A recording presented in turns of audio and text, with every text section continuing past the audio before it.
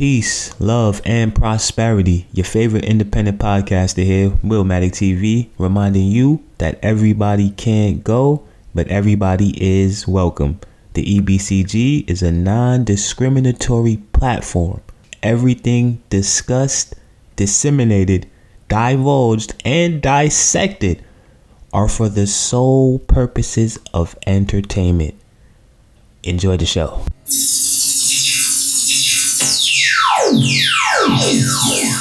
Willmatic TV. Wow, man. Is this thing even on? Is this thing still mic? Hey, yo. Check. Everybody can't go. Come on, them sirens go off as soon as I start the show. Yeah. Put the APB out. I mean, it's just like kind of like what can I possibly say on this intro? And I know. You're probably scratching your head right now, like, fam, it's been like I ain't even realistically. Let me look at the calendar, dog. What?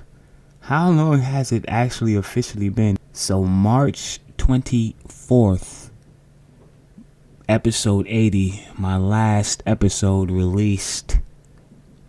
Hey yo, man, listen, I took 5 months off. Realistically, a month off ain't really that crazy, considering the fact. And listen, I've been transparent. I've been keeping y'all up to date on what's been going on with Willmatic TV. You know what I'm saying? Listen, man, like I said, a month off. I really ain't take a month off. You know what I'm saying? I ain't stopped working since I put out my last episode is really what I'm saying. As a matter of fact, work has intensified. But that's all a part of the gig. And realistically, fuck all that, man. It's been a month. Listen. It is a goddamn circus out here right now, fam. We're absolutely gonna get to a few of those things, reluctantly, right? I took a month off to detox, and realistically, it looks like we're not so far removed. So let me, I guess, elaborate. I've spoken about this in the past. I do feel like, as a podcaster, it really just comes down to prioritizing. It's similar to basically the way you would prioritize your docket for an episode, right? Obviously, there are certain topics that you absolutely know that you have to discuss, right? And then you have other topics that what we as podcasters like to refer to as fillers, right? This is just, it's a throwaway. We don't really have to talk about this, but we throw this in there as a filler, right? As a bridge, if you will, to get to the other topics. And really, realistically, what I'm really saying is this, fam. You really have to just know when to hold them and when to fold them. Yeah. And sometimes that means I need a month vacay, unannounced, unexpected, right? And realistically, I didn't necessarily plan on none of the, breaks are not usually ever really planned. Outside of, when we wrap, each season, which episode 81, which means I believe we have 13 more of these, before we officially wrap season 4, which I do feel like,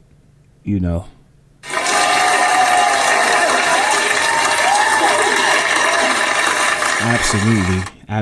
And I don't really necessarily want to hold y'all up with this pre-pod. We have a lot of discussions to have on this episode, quite frankly. And listen. I've had a month off, which means I've been in observation mode. It's been a whole month since I've been on the microphone. We done seen podcasts start, and we done seen a podcast end. Quite frankly, realistically, fam, y'all made it really, really easy. This was actually this was an easy break. You know what I'm saying? Like, when I took that 5 months off, I felt a little guilty. Like, after the second month, I kind of was like, damn, man, this is borderline. Like, this feels kind of like I damn near retired is what I'm saying, right? 5 months.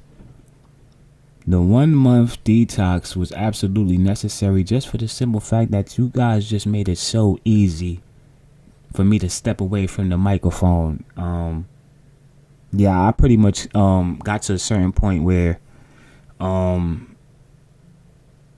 so basically my last episode, right? And not to harp on this, because obviously, we already spoke on all of these situations, but that last episode, I came to a realization at the end of that episode, and it basically just, like I said, man, you guys made it really, really easy for me to step away. Realistically, you start to realize at a certain point, it's really not worth anything to be financially strong and mentally weak. So with that being said, I've been on my health journey, my calisthenics journey, if you will. Once again, shout out to the whole entire community. Too many people to name, but anybody pretty much pushing that, I definitely, I just feel like there's nothing really more significant than that, right? So the month off, if I'm just being all the way honest, was really for me to kind of really, kind of spend more time focusing on that and getting started in that area as well, right? It's all about finding that perfect balance, between content creation and really just priorities, for real, right? So that played into the break as well, really wasn't nothing that deep. And like I said, we never really on break. I might not upload an episode every week, but realistically, like I said, behind the scenes, the work is always getting done. Yeah, man. Yeah. Definitely. Also, before we even get into the episode, I feel like definitely want to just urge black men, go to the doctor. Go to the doctor. Get yourself checked. Take the time, the necessary time, to make sure that everything is everything. Because at the end of the day, like I said, I just went and got my physical a couple of weeks ago. Really like last week, right? I've been ripping and running. I don't even know. Listen, fam, I can't even keep up right now with what I got going on necessarily. Like, let alone with fucking all of this circus shit that we got going on. All right, so listen, man, we getting ready to get into this episode. Like I said, once again, this is episode 81 of the Everybody Can't Go podcast. On my last episode, I definitely, I spoke on a situation that I had going on behind the scenes. I basically got served with a jury duty notice. And it's been such a long time since I've had one of those, right? So realistically, the update on that is, listen, I've been down for a month. Y'all probably thought I got booked or something like that. Realistically, nah. But the real honest truth is, I ended up going and just leaving. Realistically, I didn't realize that you can actually just not stay. Basically, all right. There's nobody that they can't keep you in there, fam. So yeah, I showed up, right, just so that I could basically do my end of the bargain, legally, right. But realistically, fam, push come to shove. What notice? I didn't get anything, fam. Yeah, mail is getting lost every day, realistically, fam. It's such an easy way to basically avoid that. I made it a bigger deal than what it actually was, is basically what I'm saying, right? So anybody that gets a jury duty notice, I know the secrets, fam. Hit me up. I know exactly what exit. Come on, man. #1 independent podcast in the world. Still Yeah. I took a month off, fam. And you podcasters ain't really impressed me with anything since I've been off. This is, during my time off, that's really when I get to kind of indulge and observe and take notes and see what's going on with all the rest of you other podcasters. And realistically, fam, I probably could have took 2 months off, fam. Yeah, absolutely. Because when I go back, and realistically, man, it's not about what we did in the past. It's about what you're doing right now. Everything that we did in the past, realistically, it's not enough. Listen. I ain't hit y'all with the merch yet. But just know I've been cooking up some merch ideas. Everybody Can Go, EBCG. Obviously, that's an acronym. And, I just feel like now that I'm on my calisthenics, I'm on my fitness journey, what better way to basically just continue to, utilize that exact same acronym. It's just a lot of ways to flip that. Everybody can't grow. Everybody can't glow. Listen, I might get into cosmetics at some point, fam. Yeah, absolutely. I see what's going on over there at Fenty. Obviously it's a very, very lucrative industry. And all I'm saying is this: everybody can't glow. Stay tuned for the makeup line, fam. I might hit y'all we might be in Mac really, really soon. Once again, I'm on episode 81. It's a Kobe game. Ladies and gentlemen. Yeah, your podcast might be lucrative. You might be making more money off your podcast right now. But come on, fam. You don't even have a 6-pack. I'm just saying, man. What's priorities right now? Huh? Because realistically, like I said, I've been tuned in and I've been listening to what the conversations have been. And even myself, I couldn't even really listen to my own last episode. That might have really been what kind of really did it for me, right? And we're going to get ready to start this episode really, really soon. I promise. We're going to hit y'all with a 3-piece. Y'all already know I got to set the tone. But man, listen, man, it's been a month, man. I've been reflecting, I've been in observation mode. And like I said, when I get to a point when I can't even listen to my own episode, and don't get me wrong, it was great, What was that? Like I almost gave y'all nearly 4 hours on the last one, But like I said, it was just so many, just low vibrations, man, And at a certain point, I do feel like you have to make you just have to call a timeout, man. Listen. Yeah. Kobe game, 81. Kobe called a timeout sometimes. Absolutely. Yeah. Every now and then, Kobe needed a Gatorade. Kobe needed a few moments or some time to basically just think about what his next move was going to be, where he was going to get the ball next. Am I going to hit him with a turnaround? Am I going over the shoulder? Or am I just going to shoot this thing right over this motherfucker? Huh? Am I going to the rack? Is this a poster?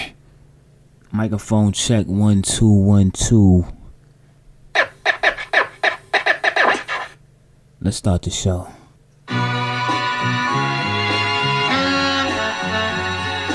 All I ever wanted was a black grand national. Fuck being rational. Give them what they ask for. It's not enough. Few solid niggas left, but it's not enough. Few bitches that'll really step, but it's not enough. Say you bigger than myself, but it's not enough. I get on their ass. Yeah, somebody gotta do it. I make them niggas mad. Yeah, somebody gotta do it. I take the G-Pad. Yeah, watch a nigga do it. We survived outside, all from the music, nigga. What? They like, what he on? It's the Alpha and Omega, bitch. Welcome home. This is not a song, this is a revelation, how to get a nigga gone. Need you a man, baby, I don't understand, baby. Pay your bill and make you feel protected like I can, baby. Teach you something if you need correction, that's the plan, baby. Don't put your life in these weird niggas' hands, baby. Whoa! It's not enough. Few solid niggas left, but it's not enough. Few bitches that'll really step, but it's not enough. Say you bigger than myself, but it's not enough. I get on their ass. Yeah, somebody gotta do it. I make them niggas mad. Yeah, somebody gotta do it. I take the G-Pad. Yeah, watch a nigga do it. We survived outside, all from the music, nigga. What? Hey, turn this TV off. Ain't with my type activities, then don't you get involved. Hey, what? How many shit I seen them all. Take a risk or take a trip, you know I'm tripping for my dog. Who you with? Couple sergeants and lieutenants for the get back. This revolution been televised, I fell through with the knickknacks. Hey, young nigga, get your chili up. Yeah, I meant that. Hey, black out if they act out. Yeah, I did that. Hey, what's up, though? I hate a bitch that's hating on a bitch, and they both hoes. I hate a nigga hating on them niggas, and they both broke. If you ain't coming for no chili, what you come for? Nigga feel like he entitled cause he knew me since a kid. Bitch, I cut my granny off and she don't see it how I see it. Got a big mouth, but he lack big ideas. Send him to the moon, that's just how I feel, yelling. It's not enough. Few solid niggas left, but it's not enough. Few bitches that are really stepped, but it's not enough. Say you bigger than myself, but it's not enough. Shit again. Hey. Trying to keep it locked. Hey. On that beat.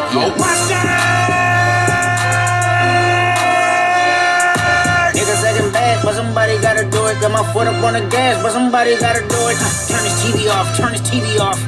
Turn this TV off, turn this TV off. Turn this TV off, turn this TV off. Turn this TV off, turn this TV off. Ain't no other king in this rap thing, they siblings. Nothing but my children. One shot, they disappearing. I'm in a city with a flag be getting thrown like it was past interference. Padlock around the building. Crash pulling up an unmarked truck just to play freeze tag. With a bone to pick like it was sea bass. So when I made it out, I made about 50K from a show. Trying to show niggas the ropes before they hung from a rope. I'm prophetic. They only talk about it, how I get it.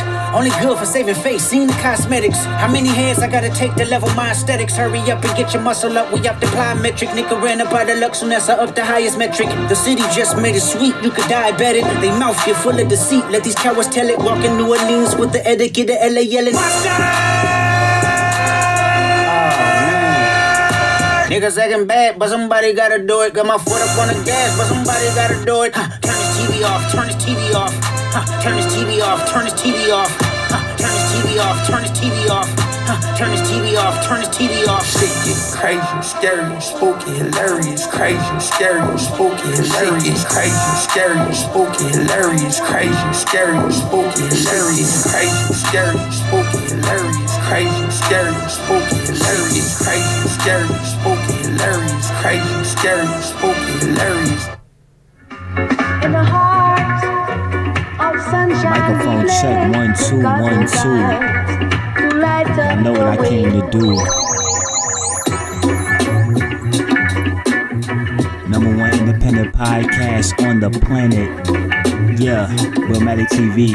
Stay tuned, keep it locked. Another episode is about to drop. Trees from the grower, on a pound of weed, so I move slower. Say she came to the studio back in the day, but I don't know her. Smoke a leaf and push my eyes lower. Mind of a stoner, fuck that, mind of a owner. Rolls Royce, mind getting chauffeur. Always getting to the point, always rolling up a joint. Always able to supply what they wantin'. Always staying on my grind, this ain't comfort. Wanna kush, make sure they got what they come for. Roll me up a joint, but I need one more. My niggas on my bitch bed and my weed bomb. Ain't telling niggas nothing, that's what the police for. I'm doing great on my job, you should be doing yours. A lot of smoke in the air when I open my door. My clothes supposed to be tailored, cars supposed to be foreign. Life full of action scenes and they supposed to be boring. Count this money up and do the same thing in the morning. I got paid $2 million, that's just for performing. I'ma light this joint up, I won't give you a warning. She gon' jump right in my car, don't care about her boyfriend. She gon' bring some of her friends and tell them to join. Brand new Wiz Khalifa, Cushion OJ2. Out now on all DSPs. Everybody Can Go podcast. Episode 81, ladies and gentlemen. Stay tuned and keep it They walk me in the back door, I'm the owner of it. I dropped Cushion OJ, you a stoner because of it. I roll up another one, that's another roach clip. I got busted with 3 joints, they waited and told me it was a zip. That's a lot of weed smoked in one sitting. Break it all down, don't have the nerve to tell me it won't fit. I'm the last one smoking and the first one rolling up sticky. Weed snob, that means I'm picky.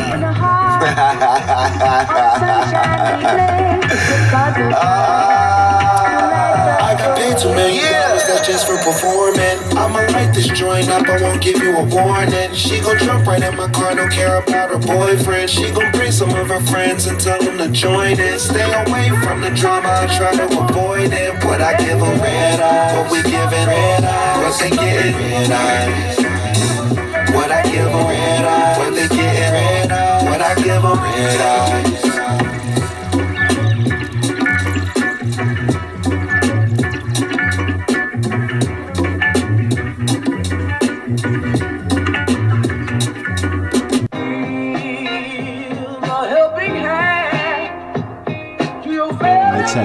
Mic check. Can I talk my shit again? Aye. What? Number one independent podcast in the world. What they talking about? They ain't talking about none. What they talking about? They ain't talking about none. What they talking about? They ain't talking about none. What they talking about? They ain't talking about none. Huh? They ain't talking about none. Aye. What they talking about? They ain't talking about none. What they talking about? They ain't talking about none. What they talking about? They ain't talking about none. What they talking about? They ain't talking about none. Huh?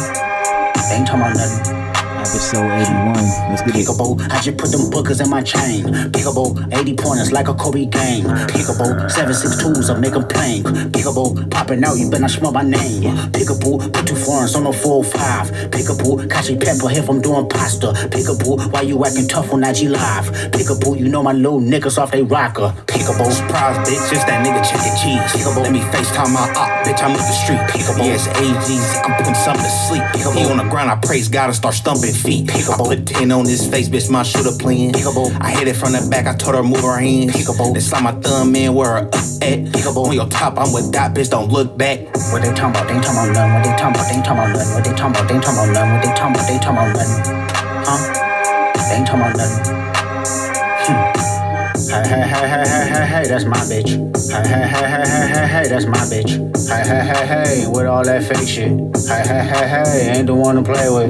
Hey, pull off in a lamb, double pocket all that tams. Mister, get off on your mans. If he hate you disrespect, you better follow up with hands. Losses to the neck, but now I'm trophied up, I'm saying like bing, bop, boom, boom, boom, bop. Damn, the type of shit I'm on, you wouldn't understand. The type of skits I'm on, you wouldn't understand. Big dog business, I would not hold your hand. Broke bitch business, I cannot be your man. Never got his ass whooped until he opened up that can. Damn, alley hoop me bands, I'm a slam. Jam freak bitch, I like my Mac touching yams. Pay that option around me, I'ma tell you turn it off. Heard what happened to your mans, not sorry for your loss. Should've prayed before them shooters came and nailed to the cross. I let your boy get a pass, bitch, you lucky you saw. For real.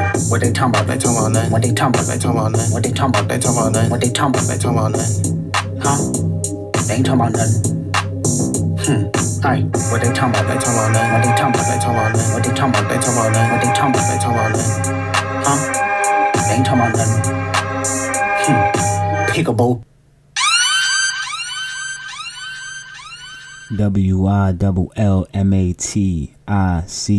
WILLMATICTV. Ladies and gentlemen. Alright, man. Let's get into this episode. We did enough harping on the pre-pod, on the intro. Unexpected month off. Needless to say, you know,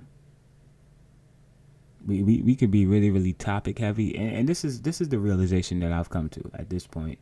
No script, no docket, no cap. Yeah. That's no longer. I think we're gonna have to go with a whole new theme. What I'm basically saying is this: I'm definitely getting ready to bring the docket back, right? Because what happens is there's no order, right? So now I'm forced with basically like, do I come out the gate and hit y'all with the hot topics like Lauren LaRosa? Do I just come out the gate and slap him with the hottest topic? Do I want to slow walk the dog? Do I want to? I mean, it truly is sad. It really is. It really is, man. As I'm sitting here going through these screenshots, bro, literally everything in here, we can correlate this back to the first episode of the year. All right, so look, enough about me. That's not why they tune into the Everybody Can't Go podcast. That's not why they tune in to the number one independent podcast in the world.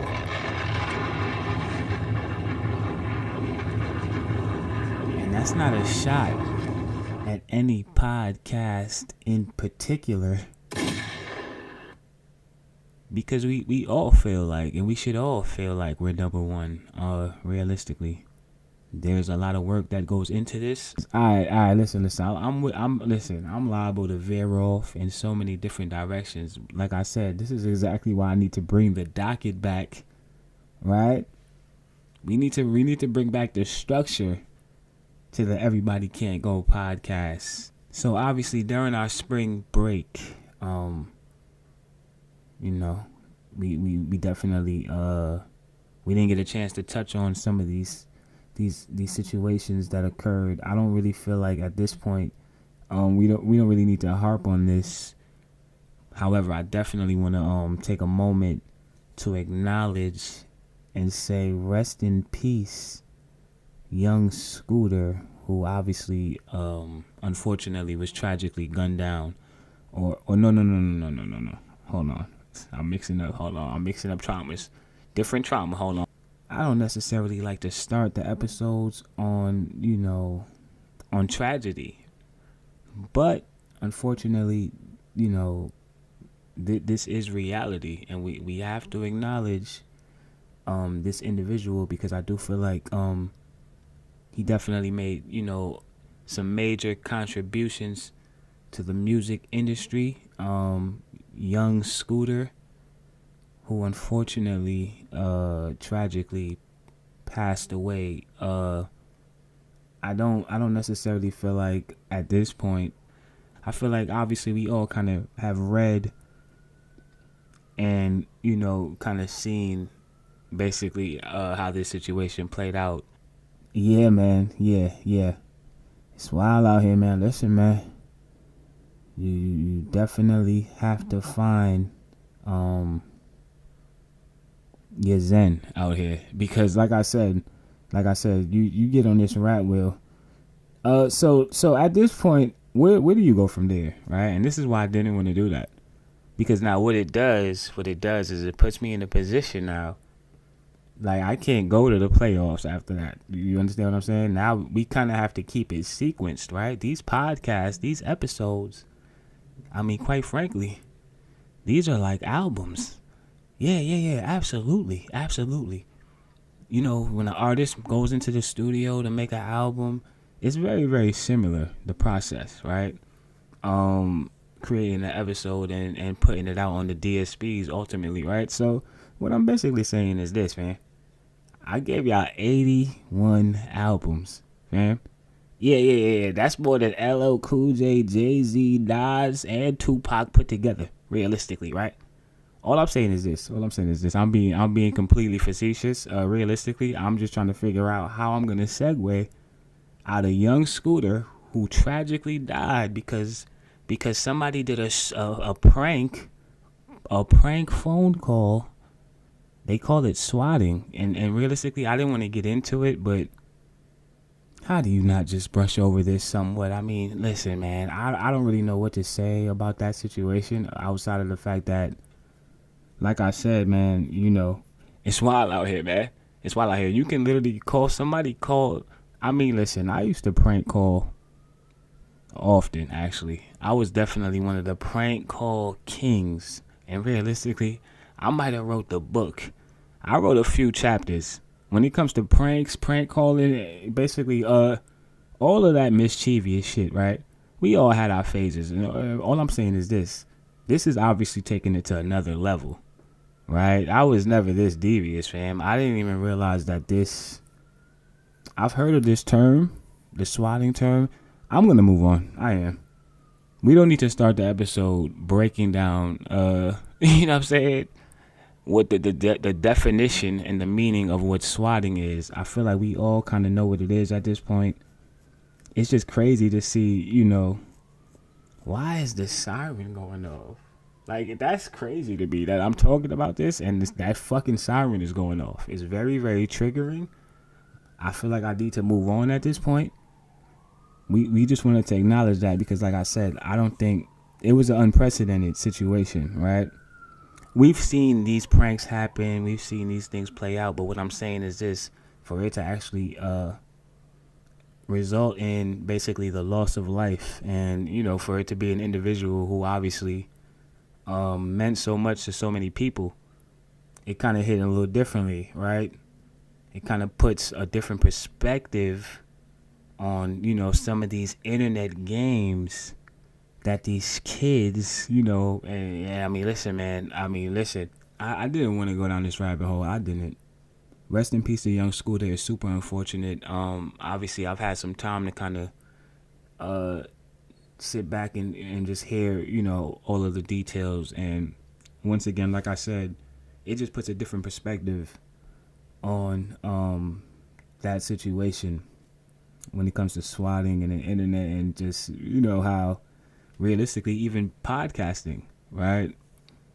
And I could say that I've had, recently, on my last episode, yeah. At a certain point, you do kind of realize that putting things on a public platform, where you basically can persuade or influence another individual. Listen, at the end of the day, we don't all know. Everybody processes things differently. We all have our own interpretation of things, right?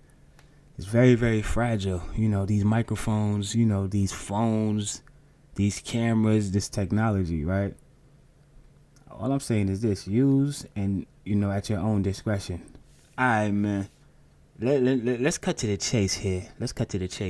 Because I feel like I do a lot of harping. I want to be better at just coming on here and getting straight to the point. That's the reason why I have to take these extended periods of breaks, because realistically, I'm so passionate when I come on the microphone, man. Yeah, I take pride in my ability to communicate, to verbalize, to, express myself in the manner that I do. I say all that to say this: it takes a lot of energy to come on here and basically, I don't want to say perform, because it's not necessarily, to a certain degree though. It is though, right? Like I said, it's not far off. It's very, very similar to basically the creation of making an album. And I don't want to, listen, fam, I'm not Tupac, I'm not Nas, I'm not saying that these are not albums. But what I'm saying is the amount of energy that it takes. And like I said, once again, I'm doing the exact thing that I just said that I need to stop doing. I'm harping on, that's not even on the docket. That's not a screenshot, right? So what I'm saying is this: I have to be better at just kind of getting straight to the point. Shannon Sharp is out here absolutely wilding right now, fam. And make no mistake about it, we definitely,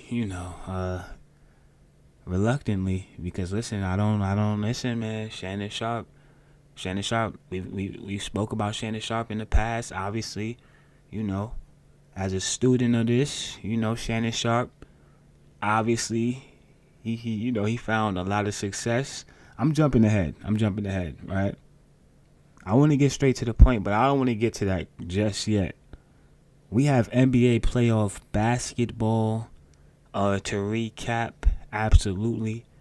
We've had some amazing games thus far. A lot of high energy, a lot of intense basketball. I must say, I've been very, very entertained thus far by, the level of intensity that these players are coming out there and playing with. Minus or excluding John Morant.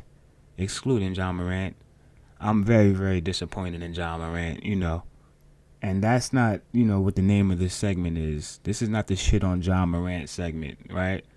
I feel like John Morant is an amazing player, an amazing athlete. But I just don't like what I've been seeing. Listen, man, all I'm saying is this. I'm going to remain optimistic, okay? And obviously those first two games in Oklahoma City, were pretty rough, to say the least, for the Memphis Grizzlies, yeah. Shai Gilgeous-Alexander, and the Oklahoma City Thunder, I will say, that team, the general manager, I don't know who the general manager of OKC is, but he should have, the GM of the Year award on his mantle. If not this year, one of these, yeah, I mean, listen, they've done an amazing job of putting together a young core of very, very talented players, man, with a very, very high ceiling, I must say. You know, Shea Gilgeous Alexander. I mean, there's not enough that you can really say. Absolutely phenomenal. I mean, this guy is gonna get a bucket basically whenever he feels like it, you know, and there's not really anything that you can do. Definitely see a lot of Kobe in Shea and the way he approaches the game, the way he plays the game, you know, his demeanor, obviously his skill set, you know. He can take you off the dribble. He can pull up mid-range. He can shoot the three ball. I mean, there's pretty much nothing on the court that this kid can't do. Definitely enjoy watching him play. And then, you know, the rest of the team that they put around him. I mean, come on. You got Chet Holmgren. I don't know if I just said that right. Is it Chet Holmgren? Holmgren? Or is it Home? I think there's an L in there. Whatever the case may be. The kid, I mean, is a monster. I feel like, and I'm calling them kids, rightfully so. I mean, and that's the thing that's so crazy about it. I think Chet Holmgren, how old is he? He might be 19 or something crazy, right? To just see how young these players are and basically how developed they are so early. I mean, the way they're playing in the playoffs. Who's the other guy over there that I feel like? Jalen Williams. Yeah. I mean, listen, man. Then you have Jalen Williams, who pretty much is like, I mean, like a young Kawhi. He kind of reminds me of Kawhi to a certain degree. I mean, he could get it done on both ends, you know, his energy level on both ends of the floor. I say all that to say this. I wouldn't be surprised if the OKC, you know, the Oklahoma City Thunder, listen, man, you got a couple of guys injured right now, and I would hate to see, you know, the championship decided on the contingency of a player or players being injured. But all I'm saying is this right now: Jason Tatum, is he coming? Is he returning? What's the status on Tatum right now? If Jason Tatum don't get back quick, I'm just saying, man. I'm just saying, you got a lot of hungry young teams who are basically playing really, really well right now. I haven't seen every game. I've seen a few. Pretty much most of the games that I, you know, bet on. You know what I'm saying? It is what it is. Listen, man. Listen, shouts out to FanDuel Sportsbook. Still the unofficial sponsor of the Everybody Can't Go podcast. We still have a meeting to conduct. You know what I'm saying? Yeah, absolutely. FanDuel. So right now we're discussing the NBA playoffs 2025. All right, so right now, currently, we are in round 1 of the NBA playoffs. We have the Milwaukee Bucks, who currently are down. Oh, they lost that game. That's right. So yeah. I'm not gonna hold you, man. I didn't even mean to laugh right there. It's just, first of all, game rhymes with Dame, right? And that was the first thing that popped into my head. Just, you know what I'm saying? Damian Lillard and Tyrese Halliburton, man. And this rivalry that seems to be brewing, man. I mean, ever since Giannis grabbed the ball and went to the locker room, you know what I'm saying, snatched the ball out of one of their hands or something crazy, pushed them on the ground, and there's always been like a little tension between, I feel like, the Indiana Pacers and the Milwaukee Bucks. And I feel like Dame and Tyrese, they kind of have this thing. Obviously, you know, the other day they kind of got into it while Dame wasn't even playing. I guess I laughed because in the back of my mind, I just pictured Dame coming back for that return game. And granted, let me slow down because obviously he is, well, he recovered. Obviously he's been cleared to play. He played game 1.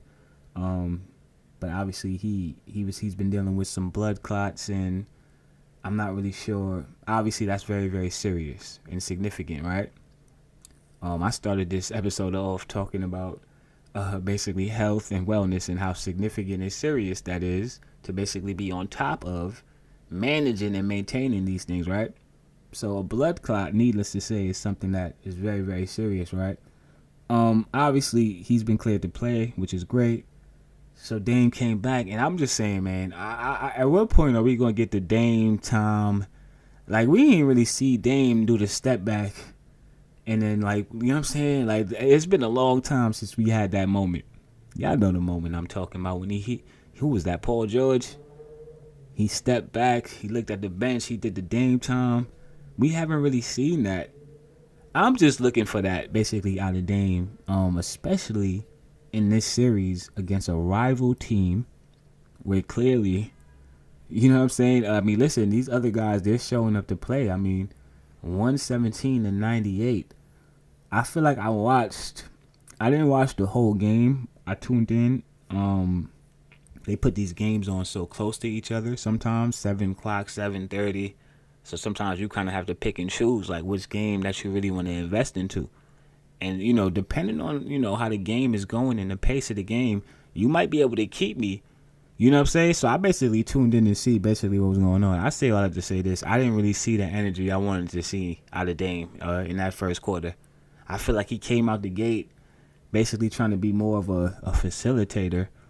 The only problem with that is Bobby Portis. I don't think Bobby Portis is going to do the step back and do the Dame time, fam. They kind of need you to kind of get it started. I just be looking for them to get more aggressive out the gate. I feel like it's the playoffs. I feel like it's a rival team. I just feel like Kobe wouldn't have came in there passing the ball at all, realistically, in the third or the fourth quarter. But definitely the first quarter, I feel like personally, is where you make your statement, you know, kind of like what OKC did to Memphis in that first game, right? They came out the gate and they made it clear, and in the second game, realistically, right? I love how they're playing the game right now. All of those guys, really. I mean, even off of the bench, you know, the energy that they're getting. Alex Caruso, you know, you got Dort. I don't know how to pronounce his first name. I'm not gonna even try. I'm not. But Dort, y'all know who Dort is. He over there in the corner. I mean, listen, man, they have an amazing bench as well. I'm jumping around at this point. The Bucks are down 1-0. I think Dame at this point, you know, he's gonna have to go back, watch the footage. I do feel like we will get another Dame in game 2. He hit a big shot in game 1, but obviously at that point it wasn't enough to get him over the hump. So right now that's currently where they sit. Milwaukee Bucks, Indiana Pacers. Pacers up 1-0. Giannis has been playing amazing basketball, but obviously, another thing that's you know pretty clear is that Giannis can't do this by himself. You know what I mean? At a certain point, like, there's only so many rebounds I can get in full court and Euro and one dunk. It's a lot, you know. I'm sure that the wear and tear on Giannis is definitely gonna play its toll during the course of this playoff series. Yeah, they're gonna have to. Them other guys is gonna have to step up, man. Y'all don't have Middleton over there no more. You know what I'm saying? So, you know, that was kind of their other option as far as scoring. You know, when Giannis got tired and shit, which is why I feel like the pressure is on Dame, who came over there in that big trade. The expectations, you know, were basically for these moments. In these moments right here, we kind of needed you to be that guy. So game 2, I'm looking for Dame Dollar in game 2. Yeah, that's right. You know, a lot of people thought, you know, I'm not sure why, but a lot of people had Detroit. They kind of thought this was probably going to be an easier series than basically how it's playing out to be. Who won game 1? The Knicks won the first game, if I'm not mistaken. All right. Yeah, they won game 1. I didn't see that one. I ended up watching game 2. Cade Cunningham once again. You know, a lot of people, you know, when we talk about faces or future faces of the league, I don't feel like we hear Cade Cunningham enough, realistically, you know. Every time I watch a Cade Cunningham game, which is not often, I must say, I do feel like I do respect their brand of basketball enough to now I kind of see what they got going on. Listen, they got to this point. Obviously, they've been playing well the whole season. And once again, you know, similar to the Oklahoma City Thunder, I just feel like, you know, they've done a great job of building around Cade Cunningham and putting, the players around him that are basically going to help him flourish the most. And, I mean, he has some amazing role players. You got, let me not sit here and act like I know every player. I don't. I know Isaiah Stewart, the center, right? Because obviously, I mean, everybody knows Isaiah Stewart, right? You know what I'm saying? Obviously, he went viral a few times, He's had a few scraps on the court. And that's kind of the brand of basketball, and that's the timing that they on, man. I like what they're doing over there. I do. Obviously, this is going to be I wouldn't be surprised if this goes to Game 7 right here, to be honest. Because we can't count, the New York Knicks and Jalen Brunson out, right? I feel like we kind of already know at this point Jalen Brunson has showed up, time and time again. And I feel like he's earned the trust of, I'm not a New York Knicks fan, but at the end of the day, I'm in New York City. So I feel like I could speak for the city when I say that he has earned, and rightfully so, the trust of the New York City fans. So with that being said, I do feel like this can, this could potentially go to a Game 7 here. It does seem like this is a pretty evenly matched. Damn, this is going to be a long playoffs right here. I could already see. I don't really have any prediction. I don't, as far as like who's going to win the championship. I feel like the safe bet would be, Boston Celtics repeat. Because, I mean, listen, man, obviously, that team is different. It's different when it comes to playoff basketball. Basically what Jimmy Butler is, like how Jimmy Butler turns into playoff Jimmy, I feel like that whole entire team, you could say the same thing about the whole entire Boston Celtics. It's just something about the postseason, during the playoffs, and then obviously they've already won one, so now they kind of already know how that feels. Yeah, I just feel like, this is going to be a very, very interesting. The championship is up for grabs, man. But what's up with Tatum, though, before we get off of this? Hold on, man. What is the status of his injury? Distal radius bone bruise. Oh, the Magic, something injury happened in the fourth quarter, and it happened in the fourth quarter. Tatum was fouled by Leonard's Caldwell Pope. Raymond tried to dunk. Tatum fell down. He used his right hand. Oh, the braces fall coming from. Okay, so it was one of those, and then he also ended up. So Caldwell Pope is like, he's definitely. Yeah. It's gonna be a couple of Boston Celtics fans in the parking lot, fam, surrounding his vehicle. He probably won't. He might have to fly in on a helicopter, fam, a Black Hawk or something crazy when they go back to Boston, fam, because you injured Tatum, right? You tried to take out Al Horford. I see now that was just last night. Yeah, he had a couple of dirty plays or whatever the case may be. But listen, man, it's playoff basketball. Okay? The championship is up for grabs. Listen, Casey, he won another one. He has a few, actually. How many championships does KCP have? I know he got one in LA. And I feel like, Denver as well, right? Right. So he's trying to be I'm pretty sure that Kentavious Caldwell Pope knows what it takes to win a championship. But with that being said, you might want to slow down. Yeah, the Boston Celtics fans, we all know that they known for basically, that's another element that you have to deal with every time you go to that arena, right? To say the least. It is his hand. It's not his ankle.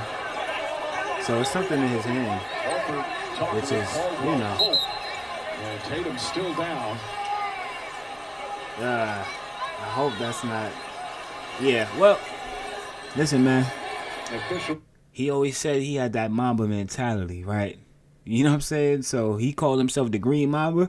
This is definitely your opportunity to practice what you preach, Jason Tatum, because I'm pretty sure that a distal, fracture or whatever this is. Now this does sound kind of serious though, because is that his shooting hand? Whatever the case may be, let's move on. We do have a brief update on the playoff bracket. Okay, so yeah, OKC goes up 3-0. Yeah, horrendous, absolutely horrendous. Obviously, yeah, I was tuned into this game. Initially, obviously, the Memphis Grizzlies, they came out the gate.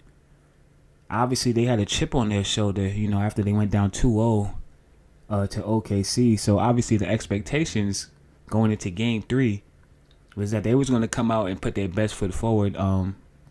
And that's how the game started, unfortunately. Ja Morant got injured. So, yeah, in all fairness to the Memphis Grizzlies, unfortunately, injuries are a part of the sport. Ja Morant went down. He took a scary fall. I don't remember what quarter it was. I believe it was shortly before halftime. So Ja Morant ruled out with a hip contusion after he took a pretty hard fall during the game. And at that point, the Memphis Grizzlies, it seemed like they had a significant enough lead to basically get the job done without Ja Morant. Unfortunately, that was not the case. The Oklahoma City Thunder, once again, we've already sang their praises earlier on in the episode. And like I said again, they've done an amazing job of putting the pieces around Shai Gilgeous-Alexander. That bench, the energy that they're getting off of their bench right now, I feel like, to come back from a 29-point deficit, I think it's safe to say that this series is pretty much a wrap. So the Thunder go up 3-0 in the series. The Clippers and the Nuggets played yesterday as well. I didn't tune into this, but I do see that the Clippers, they got another win. So the Clippers go up 2-1. Yeah, Jokic definitely wasn't happy on the bench. I did see some footage surface of Jokic on the sidelines, red in the face over there. You know what I'm saying? It's not looking good right now. It's looking like it's some trouble in paradise in Denver, to say the least. Are they showing signs of basically, I don't know, losing your head coach right before the playoffs? Is this maybe some of that is starting to play into the team chemistry at this point, right? And these were some of the concerns that we had basically going in to the playoffs. Once we seen that Mike Malone was no longer going to be the coach. This is the guy that got them to the championship the first time. So, yeah, emphatic victory for the Clippers, 117-83. Yeah, the Nuggets it's not looking like that same championship team that we've seen a couple of years back. So Jokic finishes the game with 23 points. 13 rebounds. Okay, 13 assists. So he's, god damn, this guy's a triple-double fucking machine, man. That's why he was on the bench mad as hell. I would be mad too, man. A triple-double and we getting smoked they lost by damn near 50. Okay. So Jokic puts up a triple-double in his defeat. That's kind of crazy, though. Kawhi Leonard, 21 points. Okay, 7 for 17 from the field. That's not that great. It's not the worst either, though. 4 for 5. What is that, free throws or three-pointers? Free throws. Okay. 11 rebounds. James Harden, 9 assists. How many points? Can I get the full stat line, please? What is it? The fuck is this, bro? Westbrook had how many? 9. Westbrook had 9 off the bench. No, that's only minutes. Pardon me. Hold on, I can't read this shit. He only had 3 points? God damn. Yeah. So it's not looking good, man. The Denver Nuggets go down 2-1. So game 4, I believe, will be on. Is that Monday? I don't know, but we'll be back with the results of game 4. It's not looking good for Denver right now. And then we have the Detroit Pistons and the New York Knicks. I was definitely tuned in for this one right here. We have to give credit where credit is due. The New York Knicks, they came in and they did exactly what they needed to do to get this victory. It wasn't an easy win. It was definitely a back and forth, neck and neck game. I feel like Karl Anthony Towns was probably the story of the night. He started the game off with about 3 or 4 3-pointers in the first quarter, if I'm not mistaken. Yeah, so he came out the gate smoking, which is usually a pretty good sign for the New York Knicks. Jalen Brunson, the clutch player of the year, he certainly lived up to those expectations. He hit some big shots towards the end of the game. And I feel like at this point, we definitely have a Game 7 series with the New York Knicks and the Pistons, man. Yeah, this one is going to 7 right here. Because they got this one in Detroit. Noted. They got this one in Detroit, fam. So Cade Cunningham, I'm pretty sure, he's coming back that next game. I'm not sure if he was like hurt or fatigued or whatever it was, but Cade Cunningham definitely wasn't as aggressive in this game. Not as aggressive as he's been in previous games, and certainly not throughout the regular season. So these are the results that we have, man. New York Knicks up 2-1 against the Detroit Pistons. We definitely have some more games tonight as well. Boston Celtics versus the Orlando Magic. Are the Timberwolves playing the Lakers? Yeah, they are. The Lakers versus the Timberwolves. So we got a lot more playoff basketball left, And it's definitely looking like, obviously, we have some key injuries that we still have to keep our eye on. Obviously, Jimmy Butler. Also out with an injury. I believe that he's not playing. Yeah, he'll be out for Game 3. Warriors Rockets, the series tied 1-1. Yeah, so Jimmy Butler is definitely ruled out for Game 3, which obviously, come on, man, playoff Jimmy. This is kind of why the team signed him. This is kind of the obviously, they need Jimmy Butler right now, to say the least. So Steph Curry's definitely going to have to, he's going to have to step up his game. Draymond Green, the rest of that squad, without Jimmy Butler, we're going to have to see if they're going to be able to get over the hump without Jimmy. But we definitely have some notable injuries. And that's always, tough, because you like to see the full squads, basically battle it out for the championship, I don't want any asterisk on this championship this year. I want to see a champion crown without any questions, without any controversy. The regular season, each team won 2. Oh, they double Jokic. So, unfortunately, I don't do a live broadcast. However, I would have been remiss if I ain't come back on here. Big shot right there from Christian Brown. So this is the updated playoff recap. All right, so right now this is Game 4, the Denver Nuggets versus the Los Angeles Clippers, and I must say this is a hell of a game right now. Why not? 31. Murray. The parlay is secured. Thank you, Jokic. 31, my boy. Against the 5-seed LA Clippers. Jokic. If you don't send help, this is easy money. So yeah, I recorded a few days earlier. Obviously, there were a few more games that took place after I recorded. So yeah, I know I had to spin the block. Like I said, this is definitely Game 4, the Los Angeles Clippers versus the Denver Nuggets game, and this is a jam-packed. I'm not Woj though. Hold on, slow down. Jam-packed and one. You gotta give a lot of credit. James Harden definitely stepped his shit up. Post Brooklyn Nets and that whole situation. Clippers on an 11-2 run, chipping away. Here comes Kawhi into Porter, defended by Jokic, finds room. Kawhi Leonard. Come on, man. This is looking like Toronto. Like that Kawhi.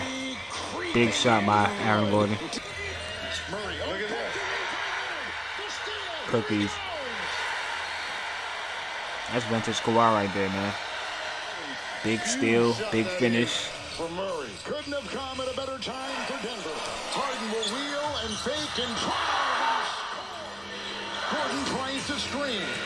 Jokic will try to gouge his way and ends up with the Murray 3. Yikes. Big time triple. That's what Nuggets fans have been waiting on in this series. Leonard down. Inch picked up. Here comes Leonard. Met by Brown. In the corner for Powell. Across the lane and off. And down Zubac. Man, this shit went down to the wire. I still don't even know who won this. I didn't see this yet. Ah, man. Here we go. There he goes. It's got to be Kawhi or Powell. Kawhi got handled. Loki. Crossover. The drive. The feed. Uh. Nuggets have a timeout. Clippers have 2 timeouts. It goes in to Jokic. He gets by Zubac. He puts one over the backboard. There's a whistle. They called an offensive foul. Now, let me be honest with you. I do feel like the play calling this postseason is in question. This shit is suspect to say the least, fam.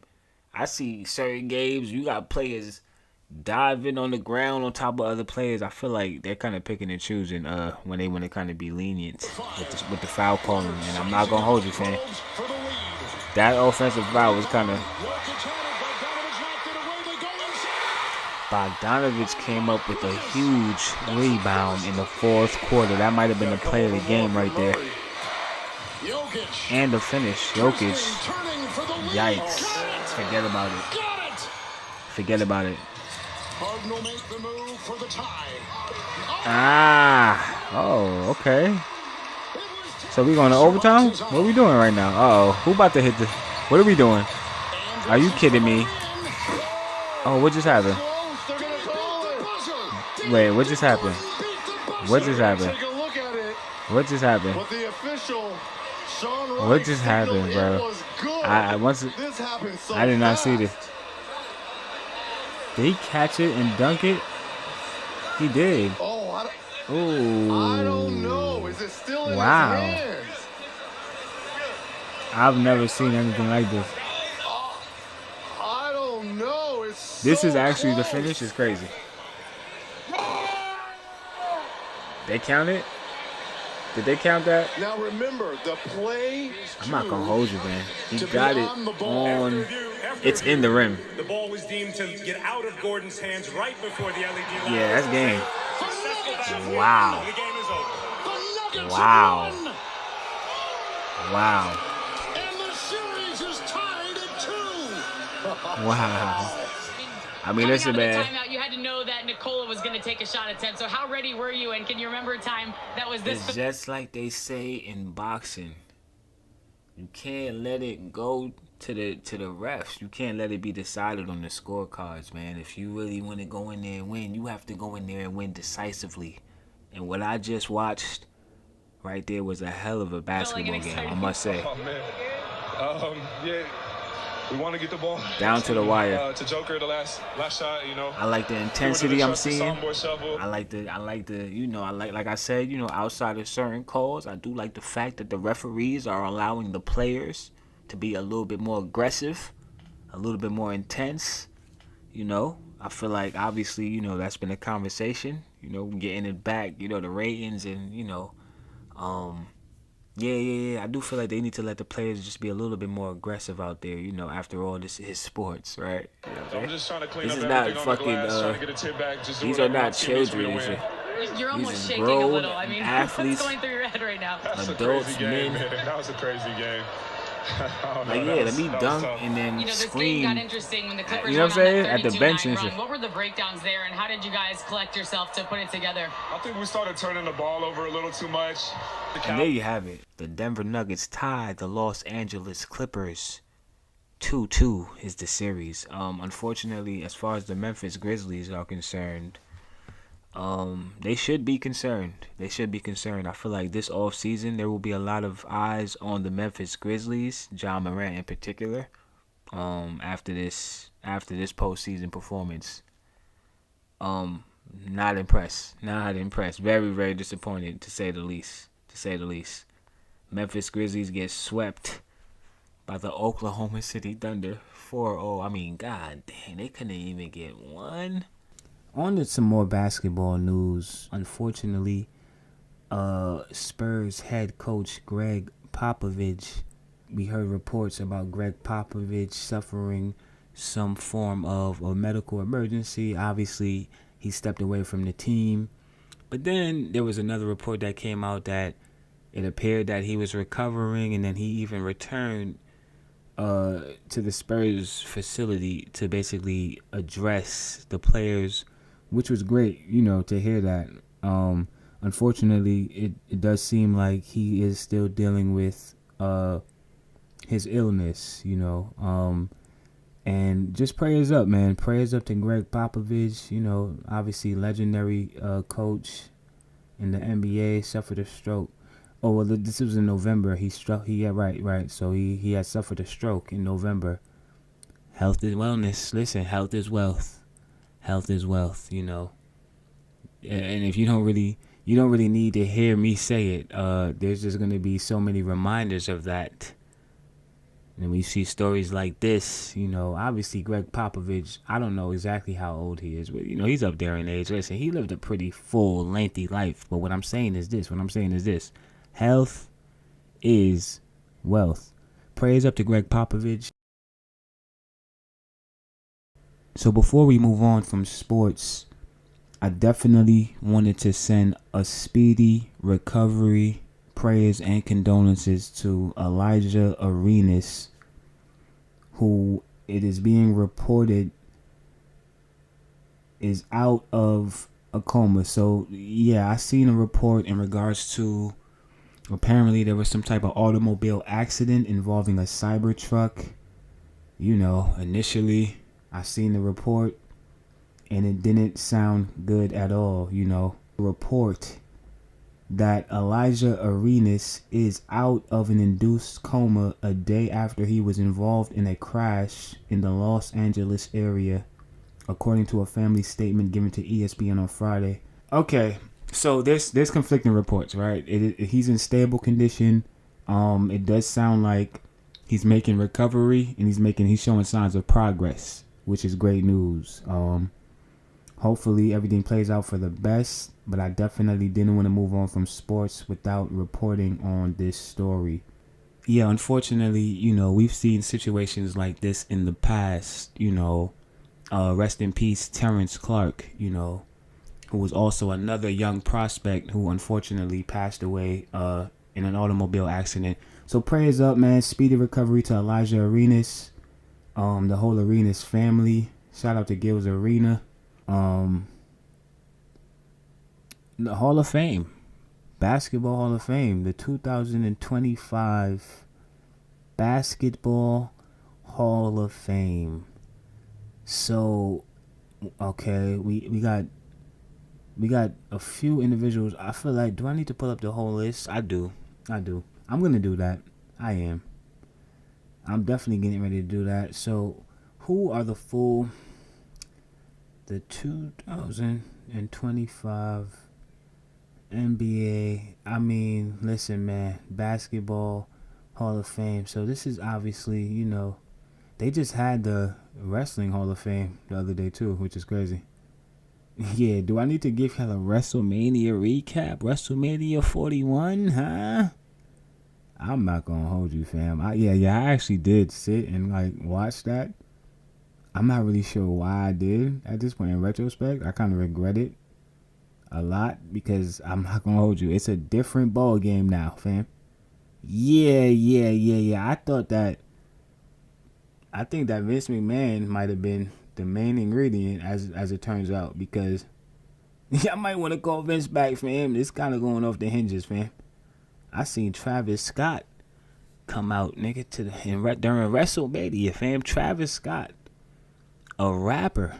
He walked down the aisle with a belt that I didn't even know he was a champion. Travis Scott is a whole champion in wrestling, coming to the ring during WrestleMania, okay, doing sneak attacks. It's kind of wild. It's like the Wild Wild West right now, fam. We never really seen. Who would have ever thought they would make it this far?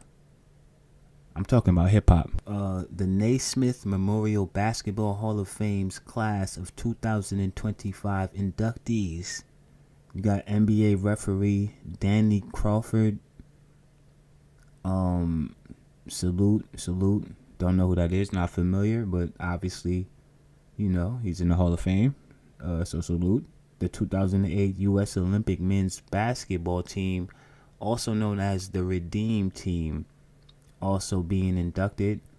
Absolutely. Obviously, that was the team with Kobe, and obviously they released the documentary, and we kind of all know the story. We all seen how that played out. Listen, he trucked Paul Gasol, okay, his best friend, the first play of the game, fam.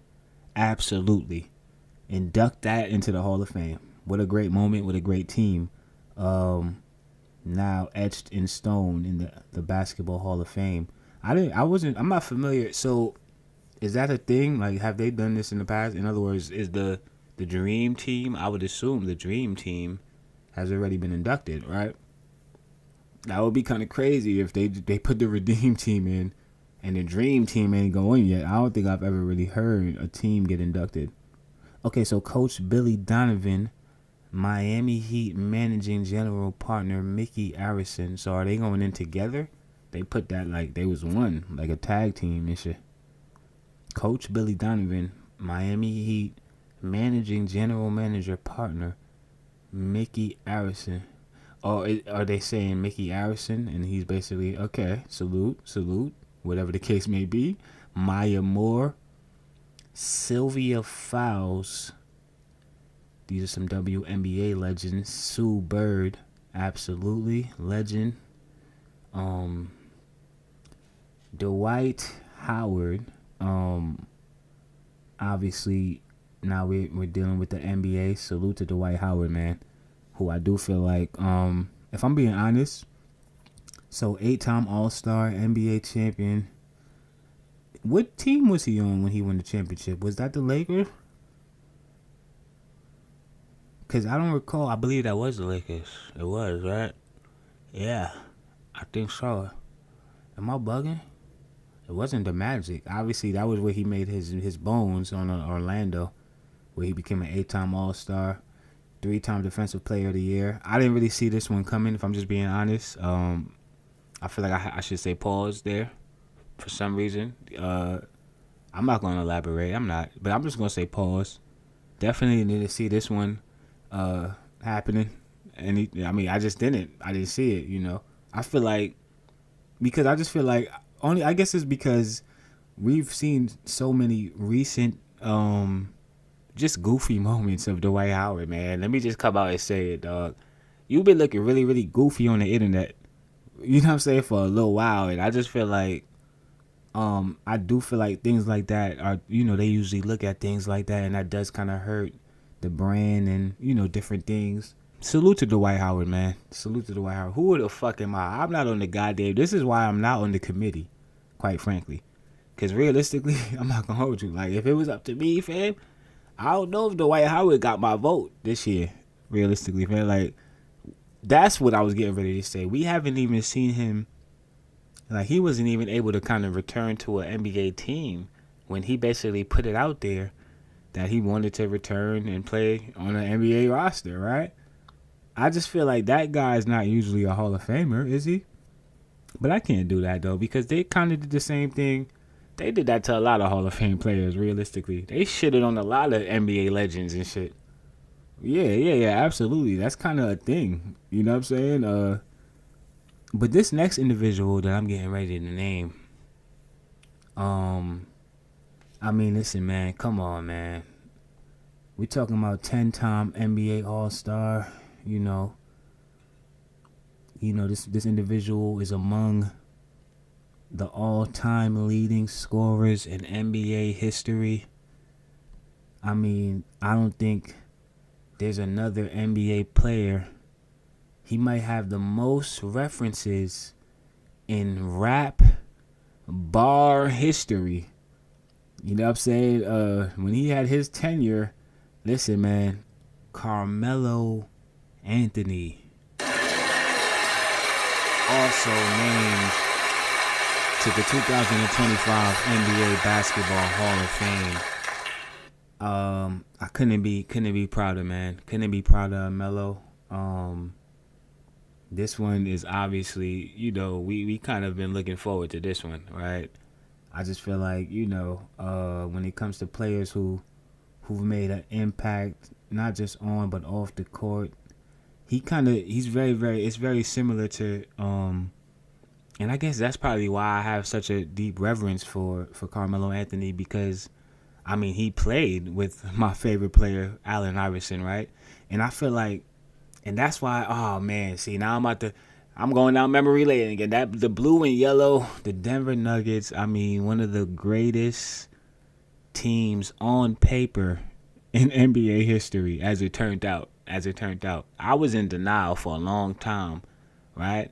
I tried to blame it on the Illuminati at one point, fam. I tried to come up with so many different excuses as to why Carmelo Anthony and Allen Iverson couldn't win an NBA championship. I just couldn't understand it. I would pull my braids out some nights, fam. Staying up to just, I mean, like, I thought it was a match made in basketball heaven at the time, right? Because I'm such a fan, but I just feel like, I say all that to say this. I feel like they're so similar to me, right? As far as their impact outside of basketball and, you know, as far as their culture. I mean, listen, man, Melo from, you know, born in Brooklyn, raised in Baltimore. You know, he has hip hop roots, you know what I'm saying? And I just feel like, yeah, he never got a championship, but realistically, I've said this before and I'll say it again, you know, as far as, you know, impact, and realistically, I feel like he just spoke on this too. On, you know, shout out to the 7 p.m. in Brooklyn. Is that the name of the podcast? I don't want to botch the name of his podcast, man. I'm trying to get his brother his flowers. I do feel like that is the name of it, though. Yeah, shout out to Mero and Mello. They have some other individuals over there as well. They do a really, really great job. I've been tuned in to a few of the episodes. They just had a Spike Lee on, you know. And I feel like he just was talking about this on one of those episodes where it's kind of like, it basically took him a long time to basically realize that he kind of did everything that he needed to do as far as, you know, I didn't win an NBA championship, but, you know, and that list is very, very long, right? A lot of accomplishments, you know. Now we can add to that long list NBA Hall of Famer. So one more time, man, congratulations to Carmelo Anthony, Dwight Howard, come on, the Redeem Team, and all of the individuals in this year's Basketball Hall of Fame. Truly, truly special honor. You know what I'm saying? They might need to have me on the panel at this point, fam. I'm so well spoken, fam. And like I said, like, I don't know, fam. I don't know. Y'all could replace Chuck this year with, can I fill in for Chuck? I just feel like at this point, he's over the hill. Did your order arrive? Did my order arrive? Where's my food, bro? Pardon me. I just got a text from Uber. Yeah, man, just and more coaches not, you know, basically having any type of job security news. So yeah, in addition to Mike Malone being fired as the head coach of the Denver Nuggets, we also have Phoenix Suns. They've also parted ways with their head coach, Mike Budenholzer, after finishing in 11th place in the West. Yeah, obviously they didn't really perform up to the standards or up to the, you know, the expectations in which they were, you know, I mean, they put that team together for a reason, right? But the Phoenix Suns, it didn't work out.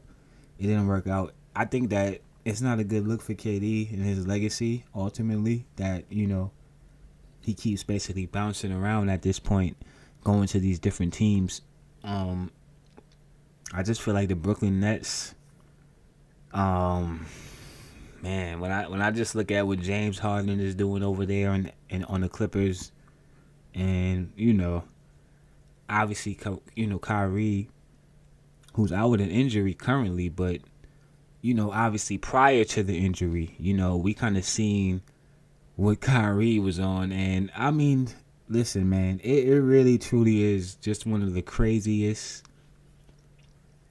It has to be the biggest botch in NBA history for a franchise, the Brooklyn Nets, they had all three of those guys in uniform and under contract, man. And just let that sink in. Just let that sink in. That's all I'm saying. Who would have thought that James Harden, you know what I'm saying? He ended up finding, ended up basically in the, I mean, not to say that, Kyrie ended up in a great situation as well. But obviously the circumstances that he's dealing with right now. Let's move past this. KD obviously is definitely getting ready to get traded, right? I say all that to say this. So this is gonna be now Kevin Durant's. Is this gonna be his fifth team? Is it the fourth or the fifth? I lost count, fam. He started off OKC, Warriors, the Nets. This will be his fifth team, right? So we could be expecting to see Kevin Durant in a Houston Rockets uniform more than likely, because that is those are the rumors that I've been seeing the most, as far as teams who have interest and basically mutual interest at this point, right? We thought Dallas, or we heard Dallas, initially. That was like last year though, right? So anything is liable to happen realistically, right? But technically Houston, Dallas, that still would be home. Either way, he might have he might have more personal reasons for wanting to be in Houston. You know what I'm saying? So it's really just going to come down to Kevin Durant, basically, and what team he ends up on in the offseason. We don't need to get into offseason talk at this point. It's still the playoffs right now. Yeah, this is the report right here. The Rockets and Kevin Durant have level of mutual interest in working together. Yeah. Per Shams Sharmia. Thanks, Shams. We didn't really need you to put that together. You know what I'm saying? Obviously, what other team would it be at this point, fam? It's not going to be the Knicks, right? He going to go home. You know what I'm saying? He might end up in San Antonio. Damn, they got 3 teams in Texas. That's kind of crazy. I didn't really think about it like that. Y'all got 3 teams, bro, in the league. It's crazy. Texas is the biggest state. Huh, I guess that's true. They got 3 teams, bro. And they ain't win a championship in how long? It's been a long time since Texas brought an NBA championship home. Obviously, they had their run, though. We're not going to act like yeah, absolutely. They've had a few runs. I feel like before we get off of basketball, I definitely did want to just give a quick update that I seen here on Kyrie Irving's injury that obviously was super, super unfortunate. But we have an update. Kyrie expected to return in January. So Mavs Kyrie Irving reportedly expected to return from ACL tear injury by January. Absolutely. Round of applause. And realistically, why am I actually clapping? Why am I clapping, right? It's not like we didn't expect to hear that basically Kyrie Irving was going to persevere and push through, right? It's kind of what he's been doing, right, his whole career. We kind of seen how his career played out. And once again, it's just another minor setback for major comeback. Where do we go from basketball? Kyrie Irving. Oh, right. All right, so I didn't... Yeah, so Kyrie Irving is definitely getting ready to return from injury, which is great. I definitely wanted to just take a moment to highlight Juju Watkins, who also suffered an ACL injury during a game. This was March. So we going back about a month ago, right? Just right after I dropped my last episode, right? That had occurred, and I just felt like that was super, super unfortunate. Hopefully, she has a speedy recovery as well, because, I mean, listen, man, needless to say, we're looking forward to watching a lot of Juju Watkins games in the near far future, all right? So, speedy recovery to Juju Watkins. Hopefully, that plays out for the best, seriously, because, yeah. I mean, listen, man, we seen Bronny bounce back from the heart, situation, right? The cardiac situation. So obviously, yeah. Sometimes, like I said, man, minor setback for major comeback. You know, maybe that adversity was just something that she kind of needed to fuel herself, you know, and hopefully that's exactly what she does. All right, man. At this point, let's move on. I feel like at this point, I'm all for sports. I'm all for sports now. Let's move on to Ice Cube. Ice Cube recently closes a deal to write and star in The Last Friday for Warner Brothers and New Line. Obviously, this is huge news because we've been waiting for this movie. You know what I'm saying? It's been a long time since we've gotten a Friday, and obviously, yeah, I'm just looking forward to this, man. You know, black cinema. When it comes to black cinema, you know, film, Ice Cube is obviously an individual who we acknowledge as one of the greatest to do it, quite frankly.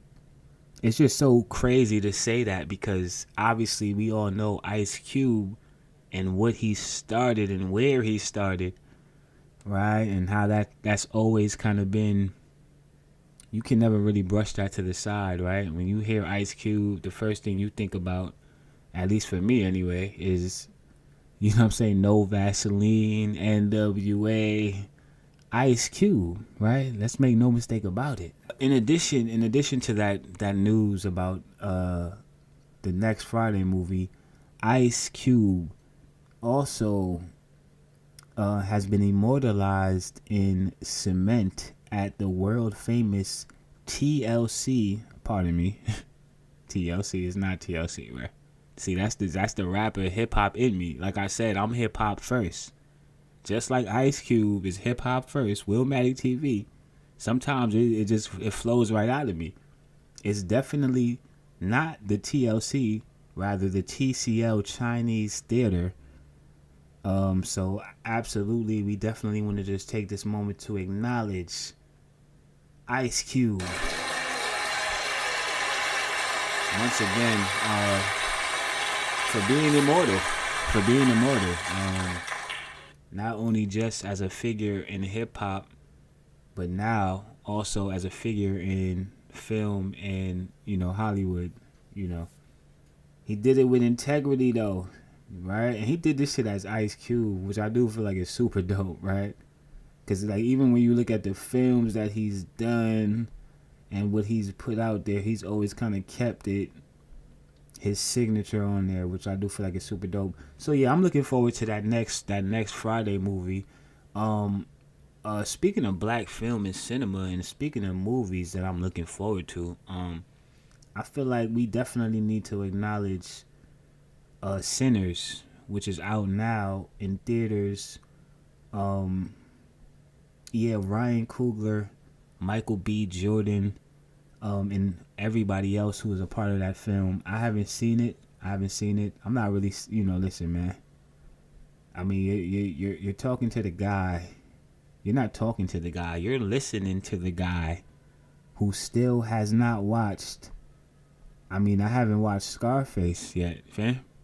Okay? Yeah. Damn, son, where'd you find this? Willmatic TV. I've never watched Scarface. All of those films, the Scorsese, I missed that whole thing, right? So there's a lot of films. I'm not necessarily the film guy, is basically what I'm saying, right? Which I feel like, I'm not really sure what it is. Why, what? I don't know. I just feel like personally what happened was, let me tell y'all really what happened, right? First of all, you got to understand, right? 80s baby, 90s kid, I just feel like I'm kind of spoiled. Like my era of, I just feel like I came up in just the perfect time of where TV and all that stuff was just so good that realistically, fam, I don't really need any more. That's not a good excuse. I should have watched The Godfather at this point. For me to be on here, the number one independent podcast in the world, I'm sure there is a large demo. I might lose a whole demo of people with this type of shit, right? And what I'm saying is, you don't want to be the guy at the bar. I don't go to the bar either, by the way. It's another thing I don't do. So realistically, what I'm saying is I might be good on Scarface, man. Like, at what point in life am I going to need that information, man? what room do I need to be in where that's going to rank me up in the fucking... I just don't care about that stuff, right? And it's just kind of like, it's mafia shit. They out here slapping Ricos on rappers. This is probably definitely not the time for me to try to sit down and watch that, man. I just feel like it's going to trigger me. I just don't see it happening, fam. But nah, I say all that to say this. I'm being very, very long-winded. All I really wanted to say was I definitely need to watch Sinners. Okay? And it's not even really a definitely. Let me not do that. Let me not lie and act like I don't have some skepticism about some of the things that I've seen and heard about the film.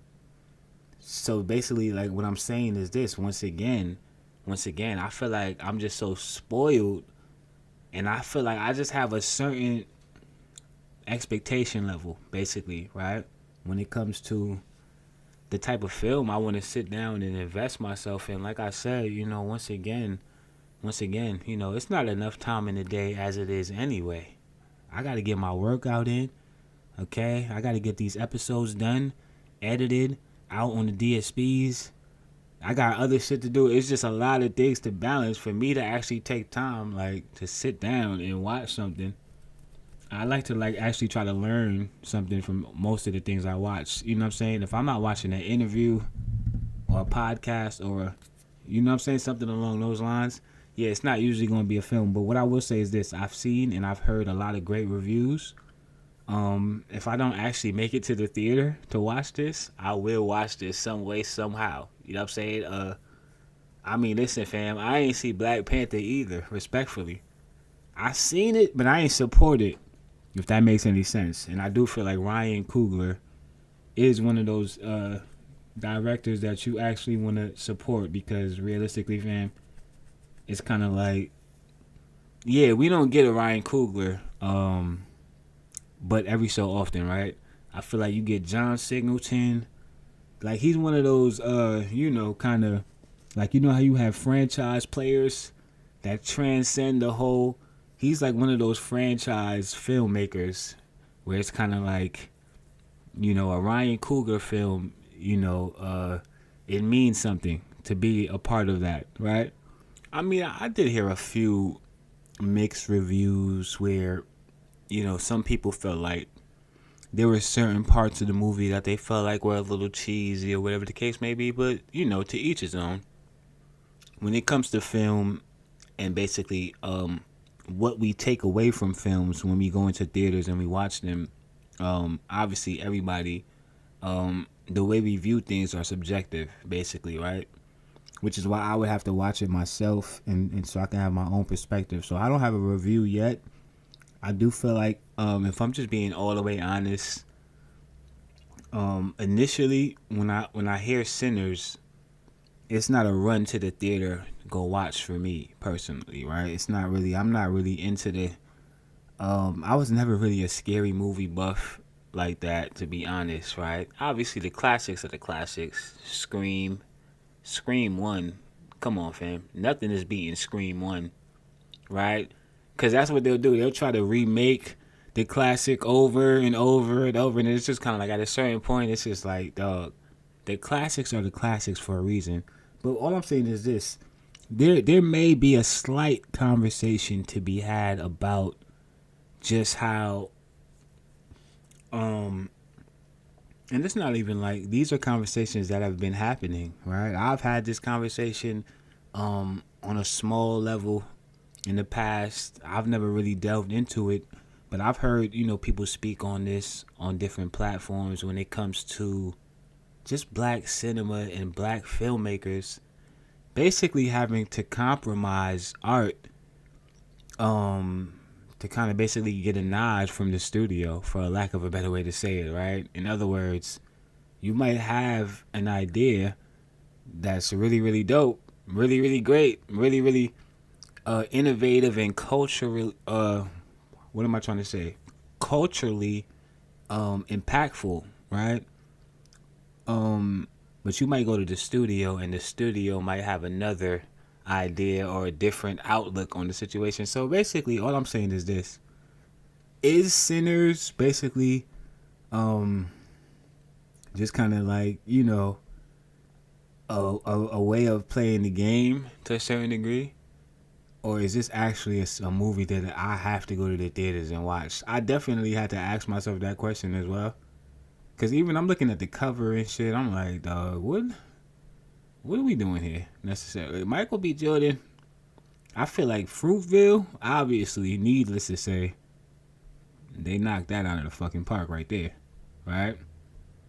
That was the one. But yeah, man, regardless of the fact, whatever the case may be, man, love to see, you know, two black men thriving at the end of the day in an industry that obviously that doesn't happen in as often as it should, right? So salute to Ryan Coogler and Michael B. Jordan and the rest of this cast. Haven't seen the movie yet, but it is in theaters now. Sinners is the name of the film. Shout out to them, man. I feel like, okay, that was my movie segment of this shit, right? I ain't even watched this shit. I'm giving y'all reviews and shit. Really just giving y'all my opinion on how I feel like black cinema took a hit, man. Big time. And maybe that's a part of my, like, a part of me is kind of like, I want to rebel a little bit against this shit. Like, these new films. Is my food here, man? Shortly. Pardon me, man. I'm getting updates in real time and shit. I shouldn't have. We'll be arriving shortly. Okay, I appreciate that, man. Appreciate that. Could you just drop the goddamn bag? Drop the bag, fam. And get the fuck out of here. Nah, but realistically, let me that just threw me a hold on. Where we at, bro? Sinners. Right. How black cinema. I don't want to have a whole conversation about this right now. I don't, man. Shannon Sharp, the Shannon Sharp sex tape is not gonna drop before episode 81, fam. That's what's not getting ready to happen. Okay? Shannon Sharp's sex tape with a 19-year-old, okay, allegedly, we not going to get that before we get this episode. So what we get ready to do is we going to move on, right? We going to keep it pushing. I ain't see Sinners yet. I will be back with a review when I see it. I'll see it when I see it, dog. Not really running to the theater for that one, though, honestly, in retrospect, because I almost was getting ready to cap. I had to catch myself like, dog, am I really that excited about this? I'm not. In retrospect, I'm not. But I will watch it just so I could, you know, I guess have a better perspective on things. Alright, so this the thing, right? I definitely already spoke on basketball. I said we was going to move on, but every now and then, especially when you take off 30 days of doing this shit, as great as I am, yes, even the great ones, sometimes we make mistakes, quite frankly.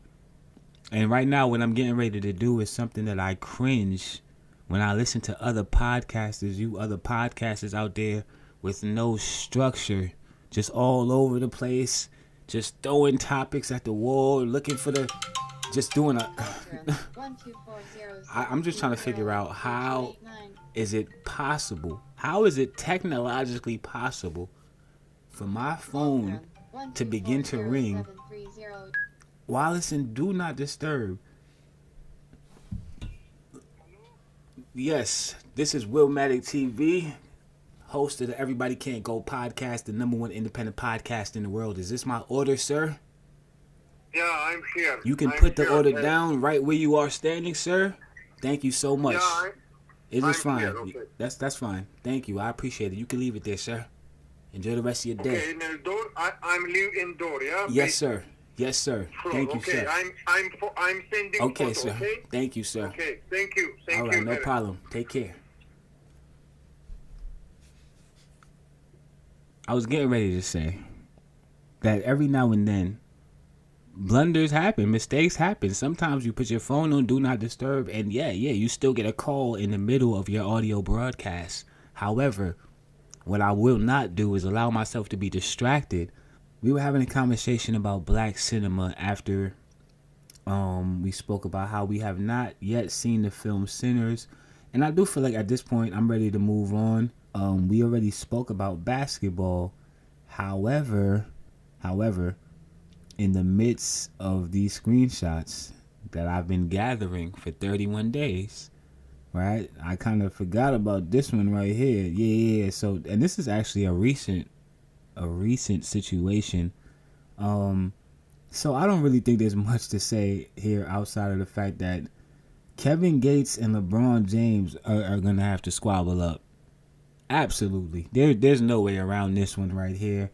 I feel like a few episodes back we had a conversation about LeBron James because he approached Stephen A. Smith at the front row of a Los Angeles Lakers basketball game, and that was over some things that were said in regards to Bronny James at the time, and quite frankly, we kind of all seen how that played out.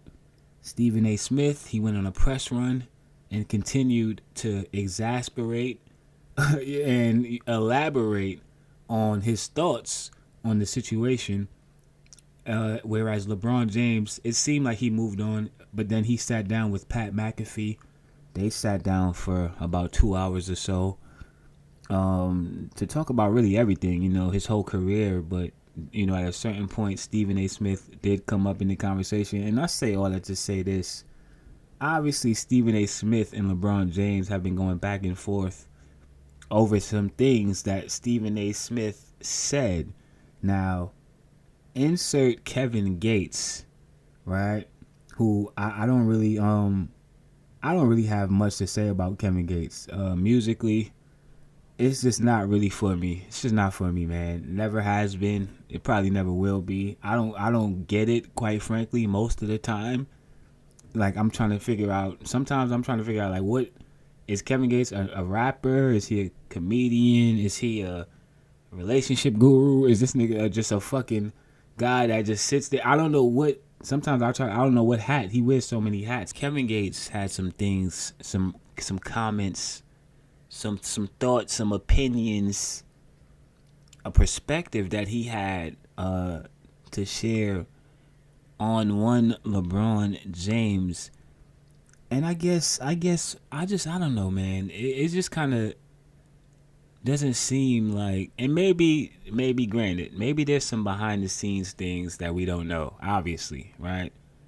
But in the back of my mind, I'm just trying to figure out what would compel Kevin Gates to, basically decide to take to social media to speak on an NBA player, right? Not just LeBron James, not just the most powerful, greatest NBA player of all time in that conversation. At the very, very least, I got him as the GOAT at this point. I don't really care about the MJ fadeaway anymore. I don't. I've seen this man be great for too long, and he's still going, right? But I just feel like it's a lot of hate, man. Like, this shit come with a lot of hate, man. Sometimes just being great, you just gonna get hate, and I can relate. Oh, make no mistake about it, Willmatic TV, I can relate. Make no mistake about it. I mean, you can literally be tunnel vision, locked in, focused on basically all of the things that drive you. And meanwhile, for somebody else, what drives them is basically the thought or the idea of you not continuing to, basically strive for greatness, right? Just let that sink in your head. Just let, and we have a phrase for that at this point. We like to call that Eric Holder mentality. You know what I'm saying? Yeah. Like I said before, I can absolutely relate to that. And quite frankly, let me just get to the chase here. Kevin Gates pulled up to the Lakers game and he sat front row. Okay, he had his shirt. He had his shirt off. He had on a shirt, but it was open. Okay, like he wanted Braun to see his chest. You know what I'm saying? He wanted to show Braun his pectoral region. So it's kind of like, I'm not really sure. Is this some type of mind game? Is this some kind of, like, what exactly is this, and where did this actually stem from? You got a lot of people basically giving LeBron flack right now. And Willmatic TV, I may be one of them, unfortunately.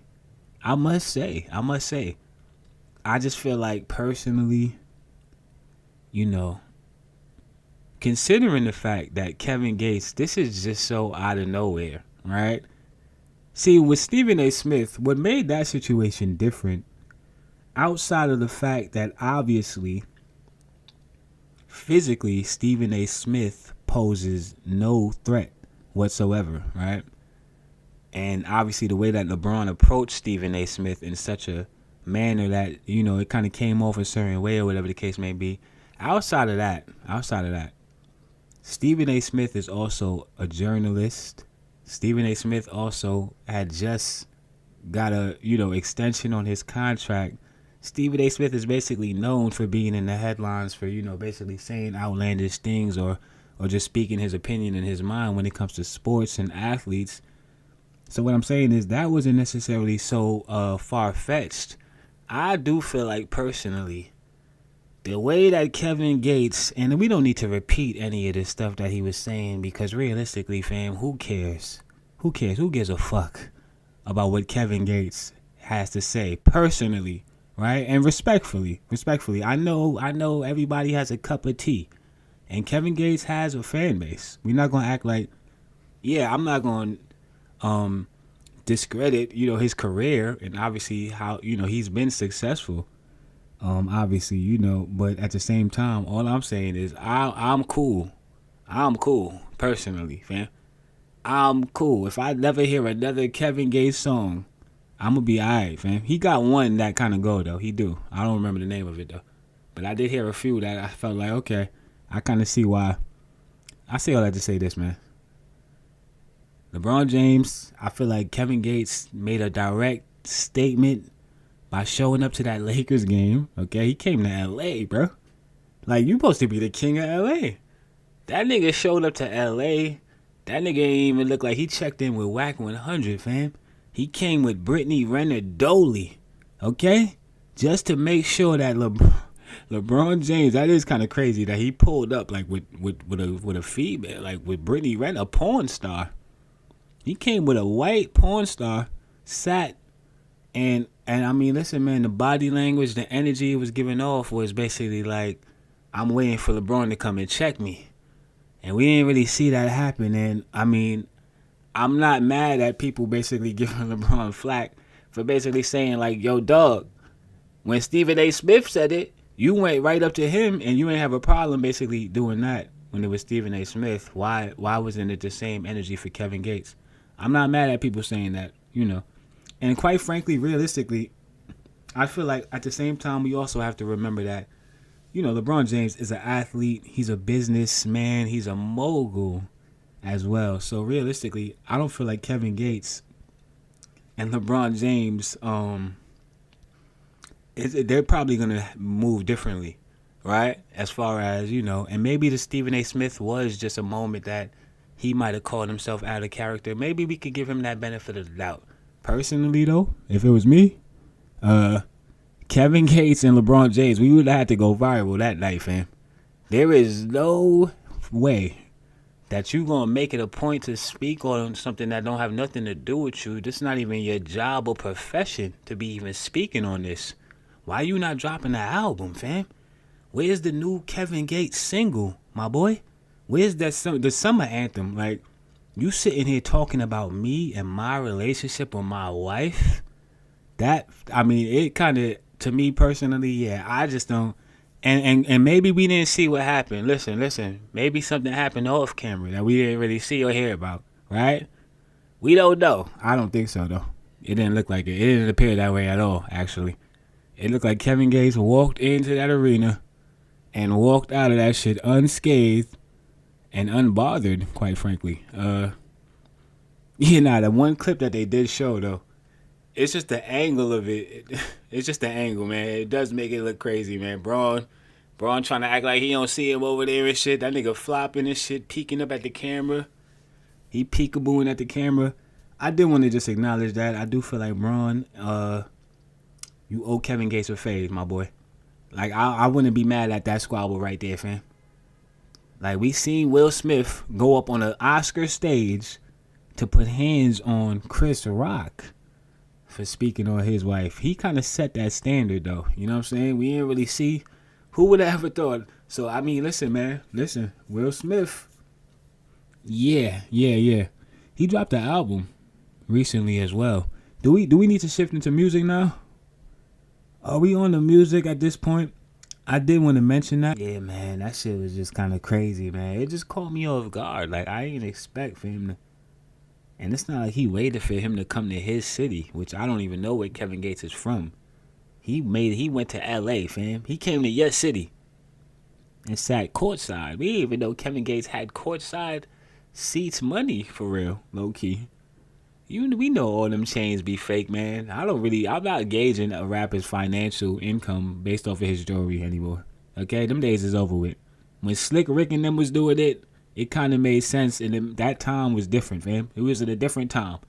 Nowadays, the chains around the neck don't really do it for me, right? So just because a rapper has on 1,000 chains, yeah, he courtside. Listen, man, Kevin Gates, apparently, I might need to get in tune with the catalog, you feel me? He's moving and shaking out here. Yeah, man, and maybe it was just the wrong place for wrong time, you know what I'm saying? Who knows? Like I said, LeBron James is a businessman. It could have been all type of dignitaries from Nike in attendance. Listen, man, LeBron has a lot of deals right now that he's probably trying to get done. Maybe he'll spin the block, and we might see another clip of Kevin Gates and LeBron James in the near far future. I do feel like that shit did look crazy, though. It did, man. And realistically, if Kevin Gates was smart, you might need to drop an album. This might be the time right now, my boy. That little bit of you might as well use that for promotional purposes, fam. That could have been an album cover right there. That's what I would have did personally. I mean, if we doing this for clout, is what I'm saying, right? If clout is the goal here, I'm just saying, man, you might want to drop a single right now. Yeah, you kind of got Twitter on fire right there with that one. Speaking of squabbles, and I don't want to spend too much time on this, because quite frankly, this one right here is you know how you keep, like, basically, you just forget that it's in the fridge sometimes, and before you know it, it's expired. This right here is way beyond its expiration date. When we're talking about squabbles, and when it comes to one Ja Rule and one 50 Cent, who somehow they started off the year trending, fam. This year, like, understand 2025, fam. They've been beefing for 30 years. They started the year trending with some beef again, and somehow we came back around full circle. And quite frankly, it's kind of just like, it's like daylight savings and shit, fam. Every couple of years, Ja Rule and 50 Cent just kind of, they just start going back and forth, man. And, you know, the latest, you know, I mean, it's really never about anything. You know what I'm saying? It's you know, 50 Cent, Ja Rule at 50 Cent, go ahead and lie. Tell these good people. Well, what happened was Ja Rule did an interview recently on The Breakfast Club, which was super, super dope. Really was into that interview. I watched it. A lot of gems in there. You know, obviously he was very, very reflective, you know, when speaking on Irv Gotti, you know, who passed away. Rest in peace, Irv Gotti. And obviously it came up at a certain point, you know, The Breakfast Club, you know, the crafty veterans that they are, DJ Envy and Charlamagne, Lauren LaRosa, she's learning the game right now. She's right there, getting up there with him, as far as basically the way they kind of got him to go into that direction. I seen how they did it, man. They rocked him to sleep is what they did. 1 minute they was reflecting on Irv, and they kind of asked him something about Ashanti, and then they, you know, they kind of end up, you know, it's kind of like the elephant in the room at this point, right? When Ja Rule's doing the interview, at some point 50 Cent is going to come up in the conversation, and vice versa. 50 Cent doesn't really do interviews as much. That's not true, though. That's not true. 50 does. He is pretty vocal. Like, he'll go out. He's done all of the platforms for the most part. I'm lying. And he's done the Breakfast Club several times. I say all that to say this. Just get in the ring and box. I mean, seriously. At this point, I mean, we've been hearing about how 50 Cent got hands for years, fam. And quite frankly, I want to see. Fam. For $29.99, I will pay to see 50 Cent's hands in action against Ja Rule on pay-per-view. Let's just get it done and get this shit over with, man. And the only reason why they have all of this stuff to say is because nobody got punched in the face. Well, not for quite some time anyway. You let Ja Rule tell it. He has a few different stories and different accounts of just basically how that whole situation played out over the years, okay? We don't always get the full story on the internet. Sometimes it's not always the whole story. And, Ja Rule has no problem with reminding people that 50 Cent is a snitch, okay? And he has paperwork. He said, go ahead and lie. Tell these good people. Tell the paperwork fake so I can send this next shot. We got receipts, boo-boo. So he's basically threatening to release paperwork that would basically insinuate that 50 Cent is a snitch. And this is not, I've heard about this in the past. Like I said, once again, this is old news, right? We've kind of seen them go back and forth for years over these same exact things. So it's kind of just like at this point, like I said, once again, these are both men who have children. You know what I'm saying? These are both fathers, if not grandfathers at this point. I just feel like, I don't know, man. It's just not a good look, period. For two men of their stature to basically just be kind of, conducting themselves in this way and in this manner, right? And that's all I'm going to say, man. I'm not going to Joe Budden the situation. I'm not. Because clearly Joe Budden, he on the list too at this point of people that 50 Cent is just going to troll for the rest of his life and shit. Yeah, they was at the game the other day. Joe Budden, you know what I'm saying? Looking sharp, by the way. You know what I'm saying? With his lady, front row, you know what I'm saying? On the TV. But then 50 Cent somehow ended up, I don't think this was a coincidence. You know what I'm saying? 50 Cent's seat was literally right, like his seat was right in front of Joe Budden's seat. You feel me? So it was kind of like you couldn't see one without seeing the other kind of thing. Yeah, super, super awkward.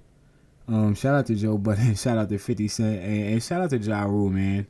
At the end of the day, listen, man, I'm from Left Rack. I'm from Queens at the end of the day. That's the flag that I waved coming into this shit. You know what I'm saying? I don't really rep y'all that hard as much because it's been a long time, fam. Nah, Queens is always going, that's my birthplace at the end of the day, man. And Ja Rule, 50 Cent, these are two Queens legends. You know what I'm saying? I just hate the fact that there's two guys from Queens, man. That's all I'm trying to say, done. Yeah, let me get in my Queens bag with y'all now. You know what I'm saying? Yeah, I just feel like, we could see that, that should be over with at this point. And I also heard that, Fat Joe actually extended the olive branch and kind of was trying to get that to, get them to kind of squash things. And Ja Rule actually was the one that basically wasn't, 50 Cent actually was interested in basically squashing the beef, which I do find hard to believe, basically, right? Considering the fact that he's been such a vicious troll over the years. The fact that, okay, behind the scenes, he actually was willing to do business, and Ja Rule was the one that kind of, I don't know, man. I don't know. I still feel like that shit he said about Irv was wrong, though. We gonna move on, though, from that. You know what I'm saying? Like I said, we can't spend too much time on that, man. Come on, man. They was beefing when LimeWire was still, I was downloading the records off of LimeWire. You understand? I remember. So I'm just like, damn, fam, LimeWire been down a long time, bro. For y'all to still kind of be beefing is crazy. You understand? At this point, are we on music? Yeah, I feel like let's get to some new music at this point. Because, listen, man, 30 days off, obviously a lot of music has been released since we last spoke. We started the episode off. I played some of that new Wiz Khalifa, that Cushion OJ2 that's out right now. I did actually listen to this project. I do feel like, all puns intended, man, it's dope. It's dope. Obviously Wiz Khalifa, you know, we all kind of know what his brand is all about. You know, I feel like smart marketing, you know, the album came out right around 420. Cushion OJ 2, obviously Cushion OJ 1 is a cult classic, you know. And I feel like he delivered with the project, man. That's pretty much all I have to say about this. Nothing really, you know, over the top as far as nothing really blew me away. I mean, outside of the track that I played on the intro, which the name of this track is Red Eye. I'm trying to refrain from playing it right now again, man. Because every now and then, I just hear these drums. Like, I could be out doing shit. I feel like they knocked this shit out of the park right here. The production on this is absolutely incredible, man. And I feel like I said, with Wiz Khalifa, I feel like that's kind of what he does, though, right? His production, his sound. He's not necessarily a lyrical rapper, which I do feel like I do kind of like my rappers to be a little bit more lyrical. But at the same time, if you can kind of trick me with the production, I can tolerate, you know what I'm saying, when it's on that level anyway, right? You got to be a very, very on a special level. And then, you know, Wiz Khalifa is obviously, you know, he's established himself, and we've heard him, you know, he has shown us in the past that he does have the ability to kind of flow and rap. He got songs. He's on cuts with Nipsey Hussle.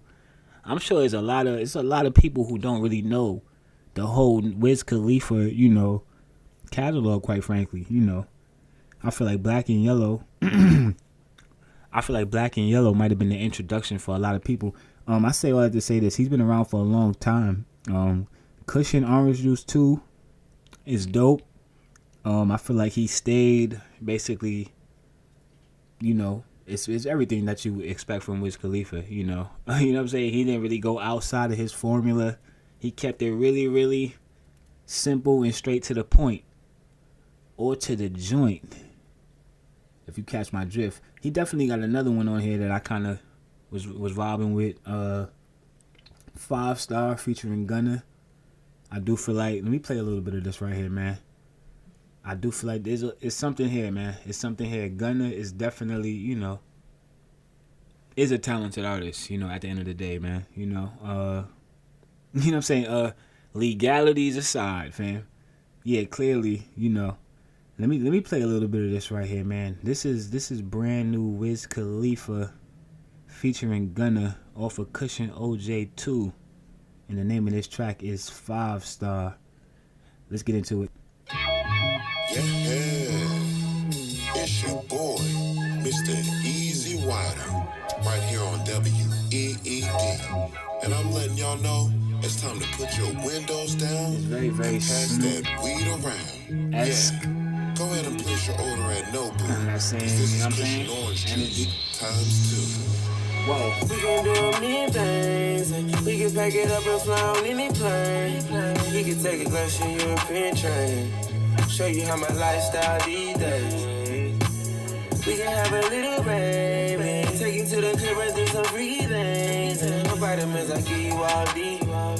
You fuck me like a 5-star freak, babe. Couple carrots in every ring. Okay. Private planes, fill the buckets with champagne. She ain't thinking about a wedding date. Update her story, letting everyone know she landed safe. She like to smoke weed every day. Rolling up a stogie while she let the oldies play.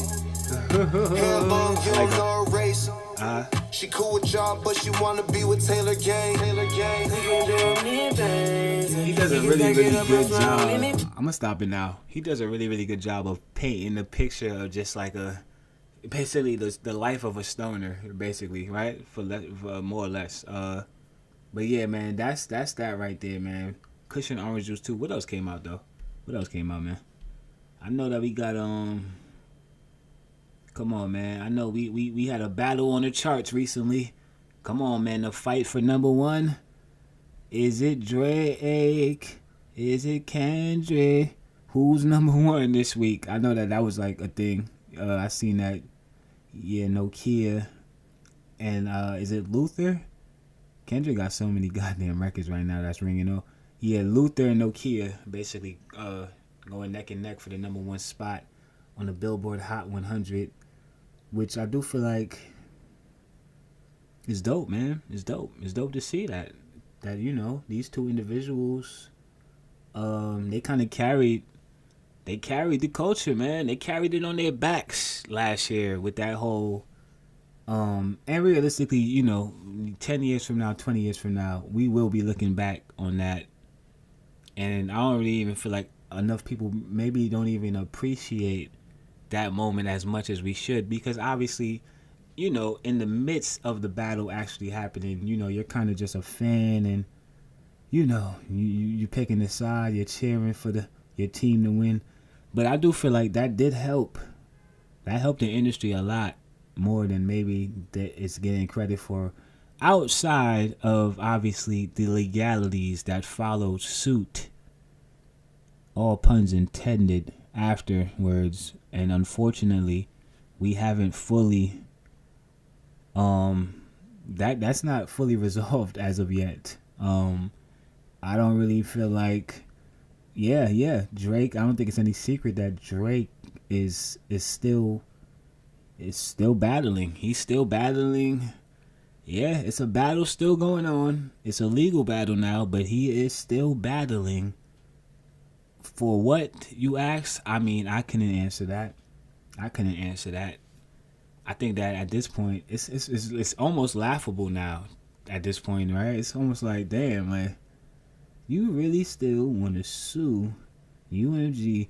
So UMG put out a statement, and at this point, it's hard to keep up with all of these statements that are being released. There's so much fucking messy shit going on. It's statements getting released every hour on the hour for all types of shit. I got a bunch of statements screenshotted, man. You got Diddy's lawyers making statements, fucking Shannon Sharp's lawyers making statements. You got Ye on Twitter making statements that, quite frankly, we just don't need to hear. We don't. And I'm not going to even really... We had a conversation about Ye on the last episode, and I just want to say, we'll get to that. Let me slow down. I'm jumping ahead here. But clearly, yeah, that's I mean, listen, man, there's statements being made right now. A lot of statements being made, right? But yeah, UMG definitely put out a statement in regards to the Drake lawsuit. And I quote, this is UMG in regards to Drake and his lawsuit. Quote, "It is shameful that these foolish and frivolous legal theatrics continue. They are reputationally and financially costly to Drake and have no chance of success." That's Universal Music Group putting out a statement in regards to Drake and his efforts to sue UMG over, I mean, at this point, I really couldn't even say. Honestly, I mean, at first, we thought it was because he was just hurt, right? You know what I'm saying? Like, all right, he in his feelings. We kind of understood it at the time. It was a rough year, man. It was rough. It was tough. It was rugged. You got into a fight and you lost. We've all been there. I've lost fights. I mean, I know that hurts the ego. I know how that...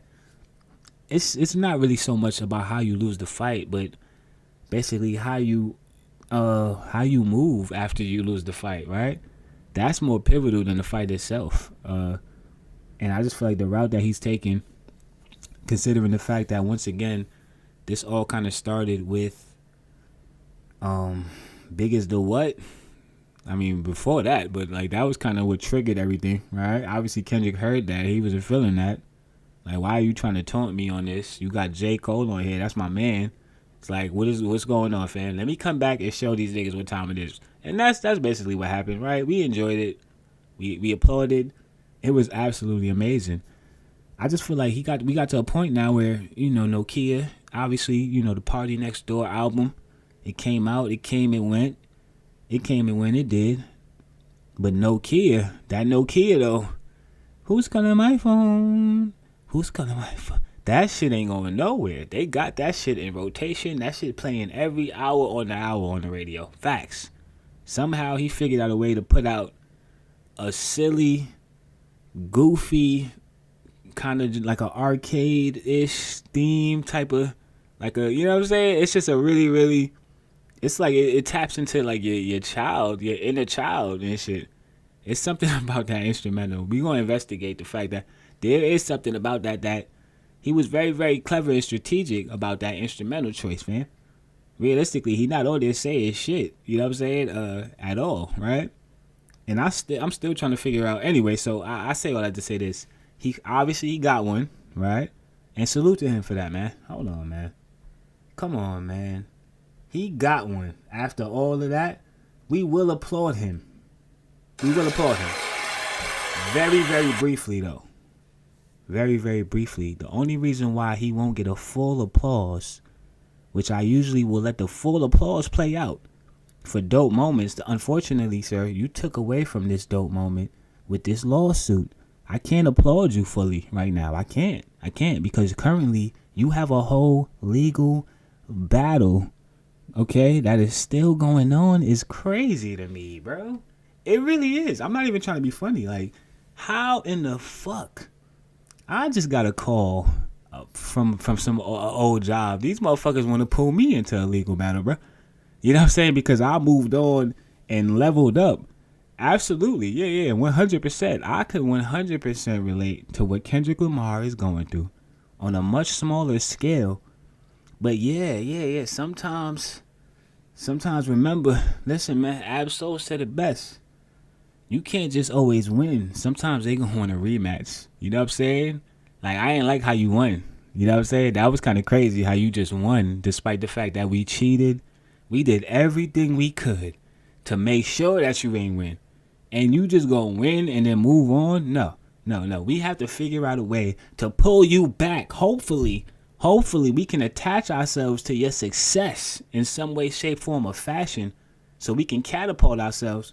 You got to be really, really careful about the chords that you create and the energy that you know what I'm saying? Listen, man, sometimes, yeah. You got to cut those chords, fam.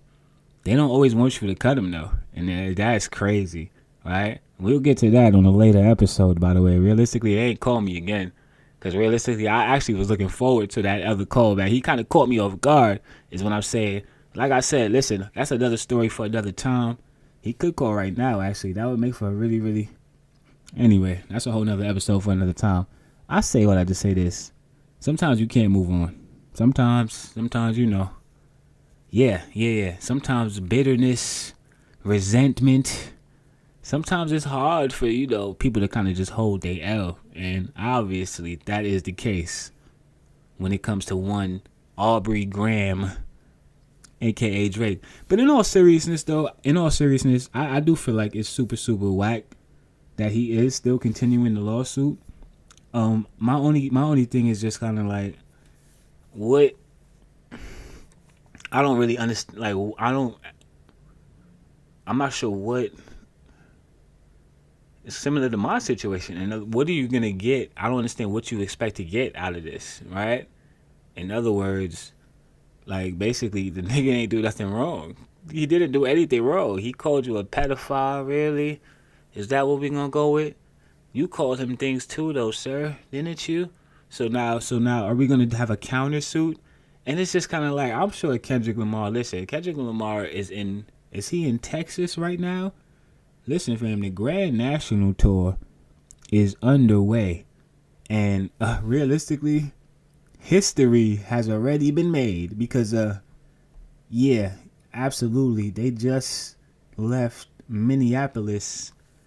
And from what it looked like, you know, I didn't see the full performance, but the clips were going around, and yeah, they looked like it was a well thought out, and it actually turned out to be, you know, so it earned $9.1 million in one night, which is the highest for any U.S.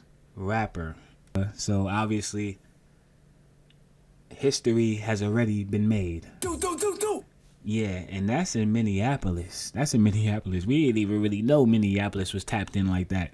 Well, I'm sure Dave Free did, cause they got the data. But all I'm saying is this, fam. We didn't even get to the big cities yet, like L.A., Chicago, New York. Well, they're not touching on in New York. They will be in Jersey though, which is basically New York. That's New York adjacent, right? Canada, right? We still got to go to Canada. So all I'm saying is this, man. Clearly, everybody else has moved on. And that's just pretty much what the best course. I mean, I can't speak for this nigga. And quite frankly, I don't really care what Drake does. Realistically, I don't. I'm not his career advisor and shit. Whatever this man chooses to do, you know. I mean, I'm a podcaster though, so I will come on here and I will say that this looks very, very whack, to say the least.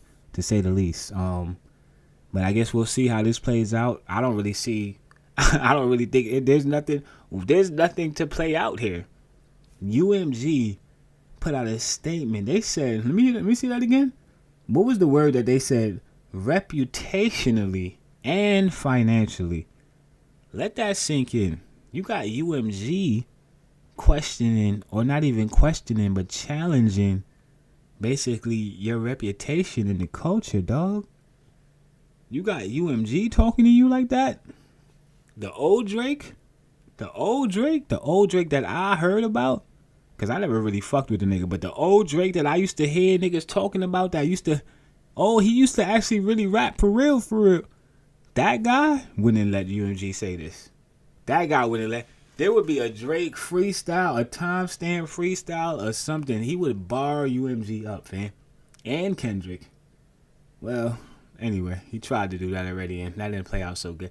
All right, man. At this point, we're going to move on. We are. Okay, let's move on. Okay, speaking of, hold on, man.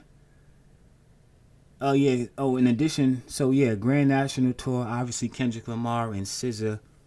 A huge opening night with obviously that 9.1 million in one night.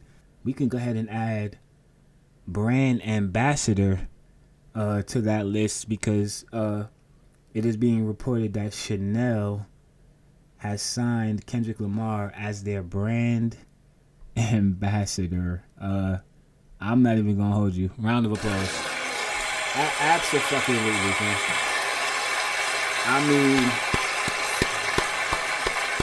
man. I mean, listen.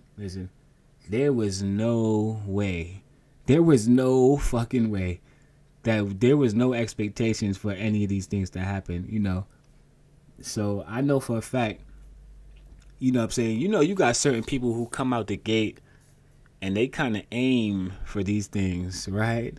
And a lot of times it still doesn't happen for them, right? Like, understand that there's people who have probably been working behind the scenes for decades to get this gig right here, that never even got a call. They might have not got an email response back. They might have got left on scene.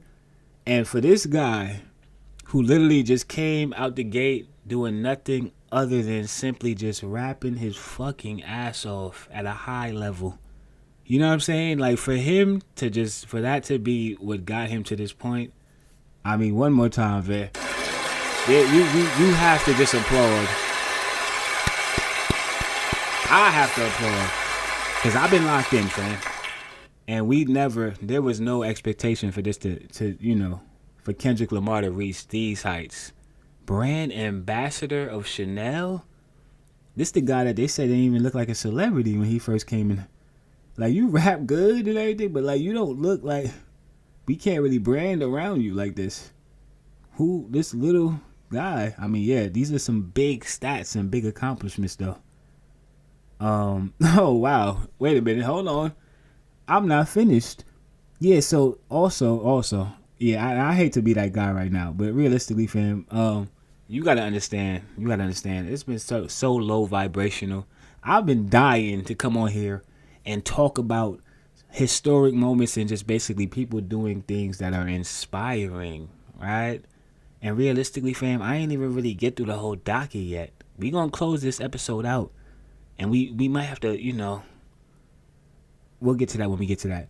But in addition to that, I definitely see here that Kendrick Lamar So this is the Kendrick segment at this point, because he definitely put out the video too. I forgot about that. Yeah. So what do we have here, man? What do we have here? So we have the Chanel ambassador deal.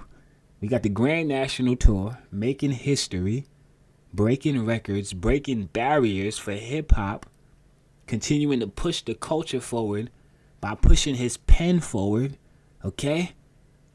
Kendrick Lamar, in addition to that, I see here that Kendrick Lamar, he made history again as the first rapper. It's kind of, at this point though, realistically, it's like, damn, y'all niggas is kind of, this nigga, like, damn, fam.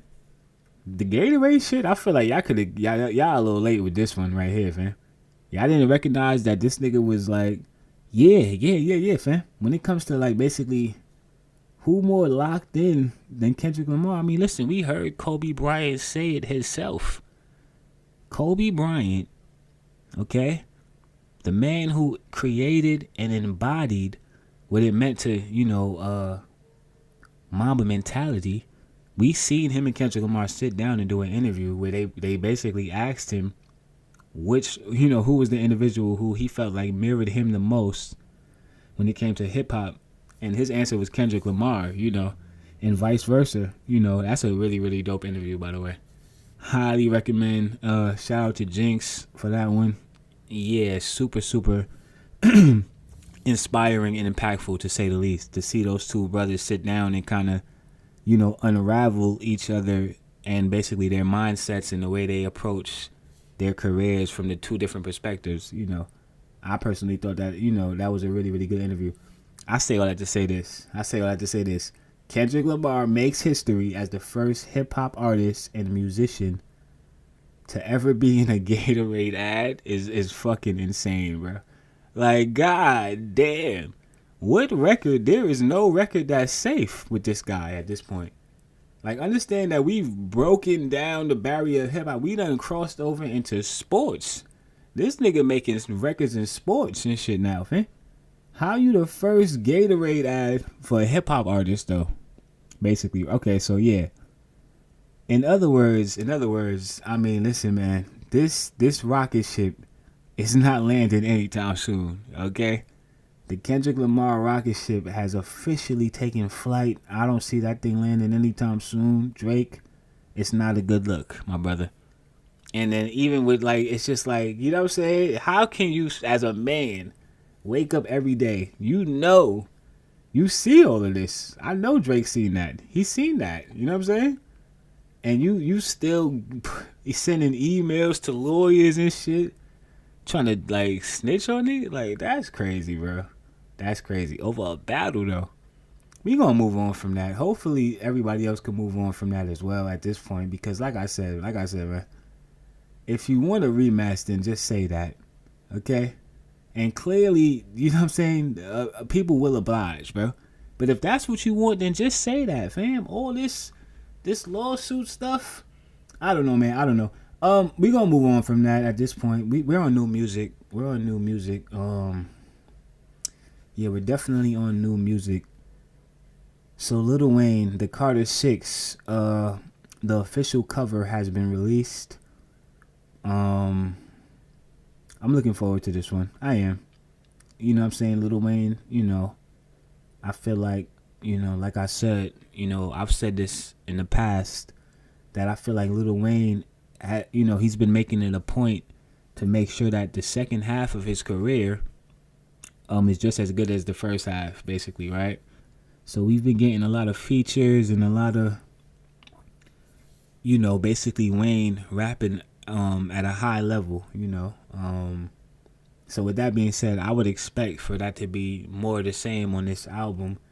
Definitely looking forward to this one right here. The Carter series, for me personally, the Carter 2, you know what I'm saying? That's the one that kind of has a special place for me, where, yeah, that one right there, I literally had it all, like, from start to finish. I would have that shit. So, yeah, that was kind of like my introduction to Wayne. And then, obviously, the Carter 3 was what really kind of catapulted him to the next level. I say all that to say this, man. I'm looking forward to this. Looking forward to this. I'm looking forward to seeing the features that are going to be on here as well. I wouldn't be surprised and I wouldn't be mad. And I'm just going to go ahead and call it now. I hope we have a Corday feature on this album, man. Because listen. Every time Corday and Lil Wayne have done a song together, I must say, they've knocked those out of the park, man. I do feel like they have a certain chemistry in the studio that it kind of translates well. It translates well on collaborations. All right, man. All right, listen. All right, I'm not gonna hold y'all up. Man. All right. Before we get to the top story, which is obviously the thing that everybody is probably looking for the most this week, or let's just say this week, right? Because where we at right now? Yeah, 100%. And I feel like next week we're gonna hear about this for the next few weeks. What we're getting ready to get into, as far as Ye on Twitter continuing to crash out with these tweets. Obviously, his latest episode,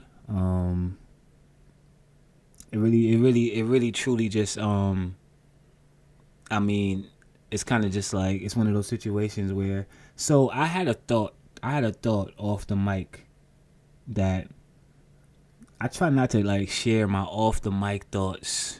That's like a whole nother podcast, right? Like me off the microphone and me on the microphone. Understand that those are two completely different podcasts, right? But I did have an off the mic thought about just like how I would, obviously, the stuff that he's saying, we can't brush over the fact that, a lot of this stuff has venom in it, and it's very, very, it's harmful. It's not a good look. It's just, it's not what you ever want to hear or see. Especially when somebody is that, unfortunately, what I'm saying, this individual just so happened to be super, super fucking talented at one point in time. Excuse me for being a fan of somebody who was just as talented as he was, and is, because we can't act like the talent is not still there.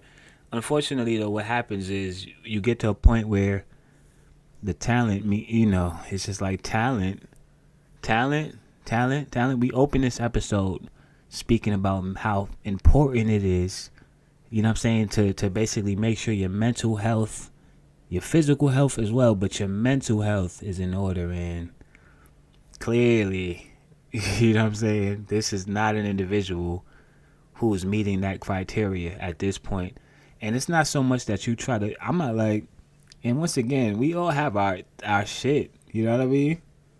But it's just kind of like, yeah, I don't know, man. I don't know. To see it play out the way it's playing out, I'm just trying to figure out what it's going to take for, like, maybe not Jay-Z specifically, right? Because that was my off the mic thought.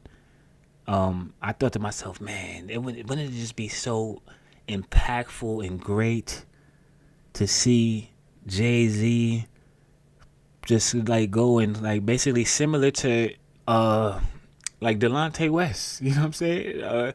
At this point, Kanye West, Delonte West, you have become the Delonte West, okay, of the fucking music industry, where it's like yeah, we used to fuck with that guy. Like at one point in time, he kind of was nice, but now we at a point, my brother, where it's kind of like it's detrimental for me to be associated with you, because you're saying a lot of shit.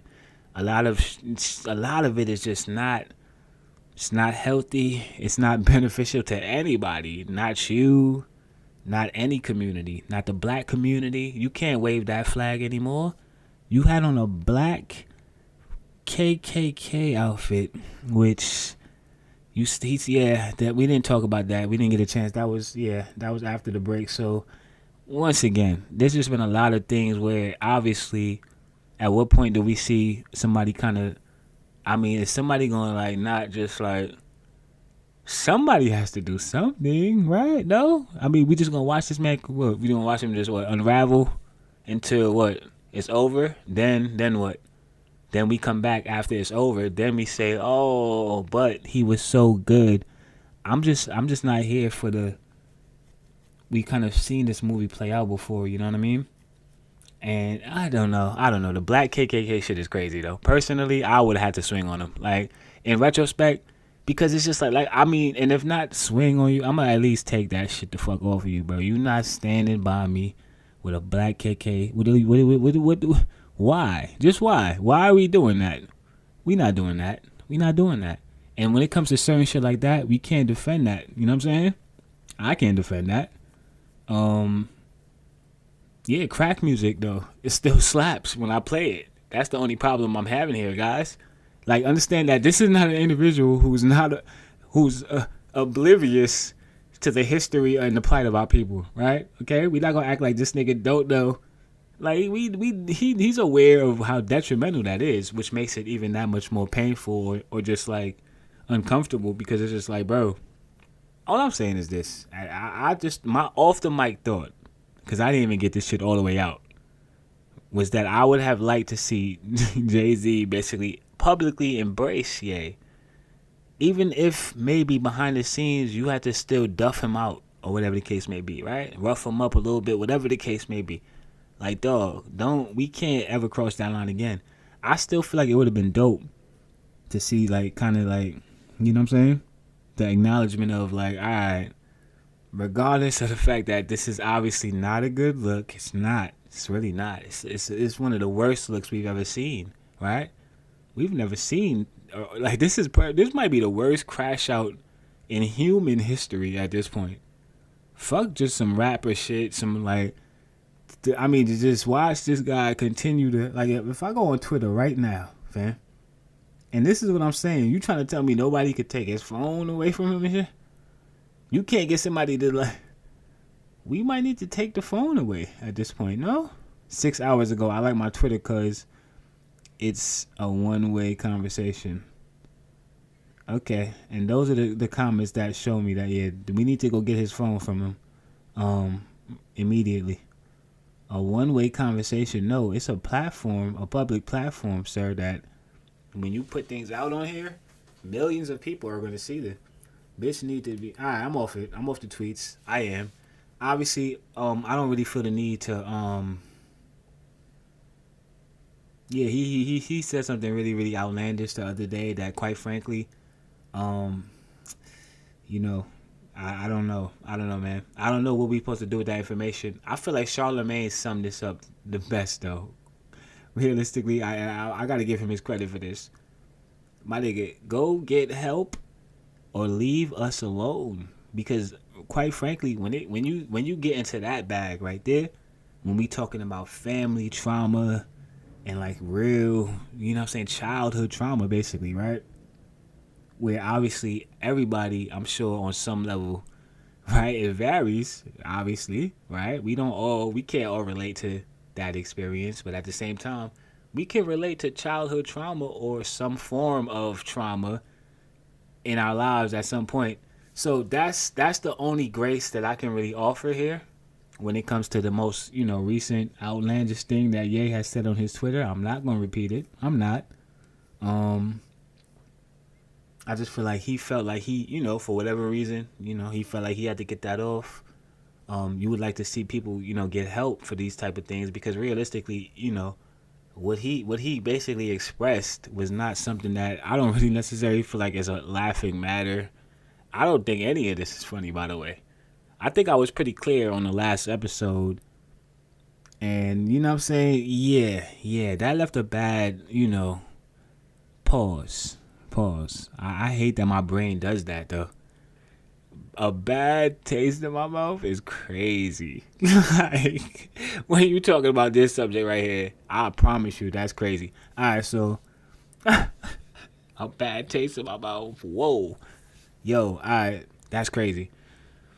Where we go from there, man? All right, so this the thing, right? With the whole Ye situation, I just hope all plays out the way. The KKK shit is crazy, and I might owe him a fade for that. the fact that you made me listen to fucking, you know what I'm saying? It's just too many songs that I feel like, I don't know, man. We're kind of just like the soundtrack to our plight and shit like that. You was a part of so many of those records, bro. Your production is fucking, you all over the catalog, everywhere. With your production and shit, it's like we can't really avoid this nigga anymore. It's impossible is what I'm saying. It's not even about, you cannot, there is no way.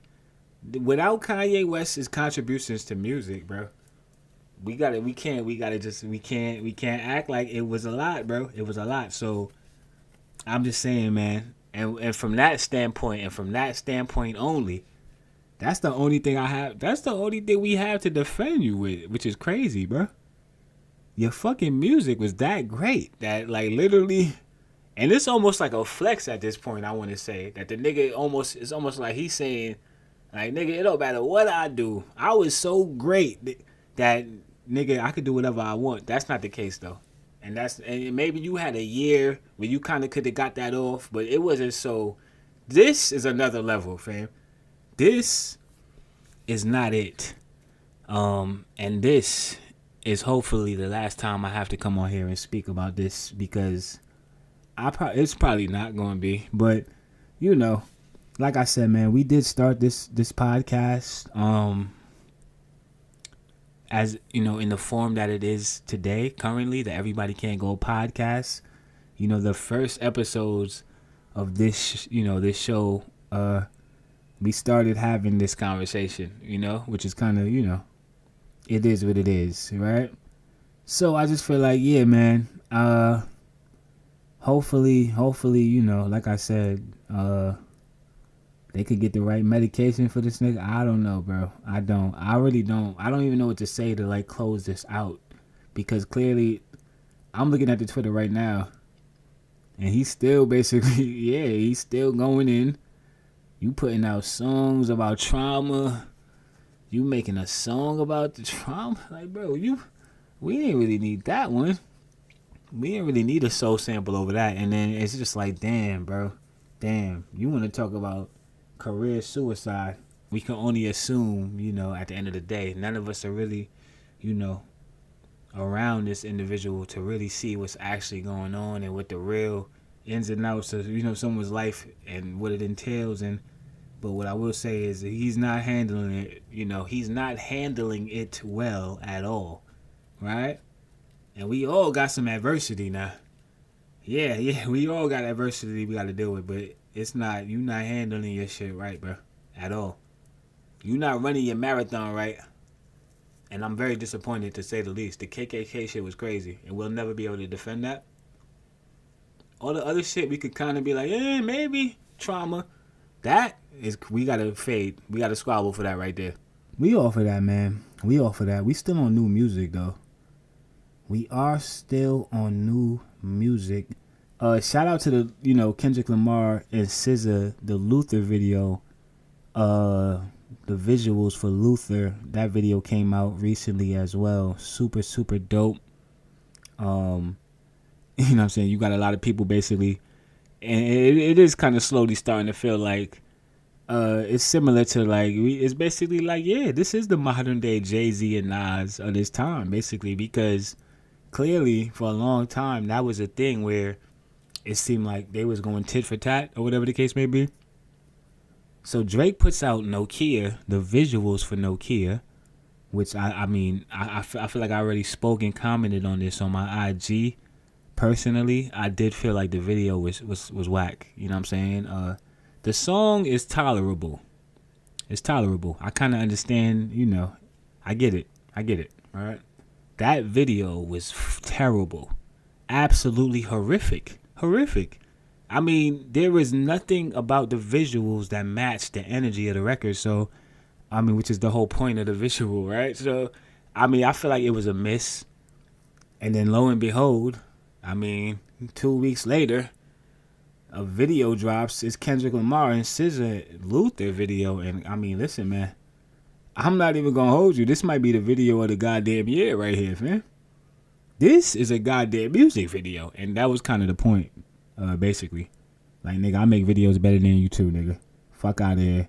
And he went and got his former director. So the director of the Kendrick Lamar's Luther video, Karen Evans, happens to be from Toronto. And in addition to that, so yeah, she also had worked with Drake on several videos.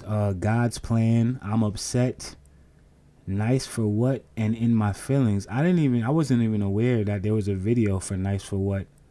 I'm never gonna watch it because Nice for What actually happens to be my favorite Drake record of all time. And based off of the visuals for Nokia, if you can't get the Nokia visuals right, that Nice for What video is trash, man. And I can't afford to risk. You already, you know what I'm saying? You already kind of in a bad spot, low key, as far as your credibility, man. The last thing, if I lose Nice for What, it's kind of like, damn, dog. That's kind of all you got right now, as far as I'm concerned. Nice for What is an amazing record. Absolutely. Got to give him his props for that one right there. But yeah, man. So yeah, the Kendrick Lamar Drake feud is not over, I guess. Yeah. Apparently, we still In My Feelings. That's crazy. Yeah, the irony. All right, so look, this is the situation, man. We've been waiting for this Clips album. I've been waiting for this Clips album, quite frankly, for too long. But I do see that Pusha T is active, and he is, he's been outside announcing that basically that the album is on the way. You know what I'm saying? So just remain patient. You know what I'm saying? That Clips album is on the way, and I'm definitely looking forward to that. I see here that Pusha T and Jadakiss, yeah, they put out a single. I believe it's for the soundtrack of, what is the name of that film? We were just having a conversation about black cinema. The name of the track is Danger, Danger. Let me go ahead and just do my due diligence right quick. It's literally at the top of my Apple. If I just go right, well, it should be. Here we go. Yeah, so Godfather of Harlem. We're getting 7 new albums in 2025 from Nas, DJ Premier, Mobb Deep, Big L, Ghostface Killer, Raekwon, De La Soul, and the return of a mystery artist. And that's according to Nas and Mass Appeal, which obviously, Nas has been making it a point. Well, really, since he came, he started in his career, since inception, he's been making it a point to kind of wave the flag for hip hop. But I do feel like now, the second half of Nas's career, I feel like mogul Nas, it's really, really dope to see that, he's basically making it a point to highlight the artists who basically, came before these artists today, and who basically kind of paved the way to kind of help set up the foundation of, basically what it is that everybody, is doing right now to kind of basically feed their families, go on tours, and reap these benefits, right? So with that being said, we definitely are going to take a moment to absolutely applaud Nasir Jones for waving the flag and continuing to wave the flag for true, authentic hip-hop. Definitely looking forward, to these projects. I am curious, the Mobb Deep album, out of all of those, that's the one that kind of, so I'm like, are we getting new Prodigy verses? Is this a thing where, like, maybe we have some unreleased Prodigy and we're gonna, I don't know. I have more questions than answers at this point, but I will be looking forward to, to see what Nas and, Mass Appeal are cooking up. You know what I'm saying? De La Soul, right? Like, dog, you got damn near, that's 2 out of the 3 Wu-Tang members on this shit. Solo albums. Not a Wu-Tang album, a Raekwon and a Ghostface Killer album, fam. We getting 2 solo albums from 2 Wu-Tang members in 2025. Yeah, so clearly this year is definitely Yeah, the year is kind of set at this point. The year is kind of set.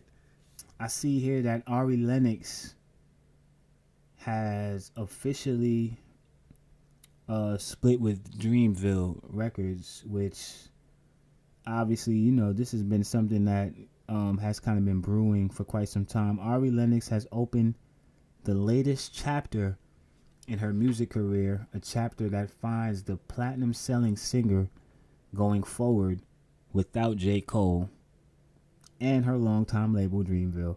I must say, man, this hurts a little bit. Just a little bit, it does. Every now and then when you get hurt, man.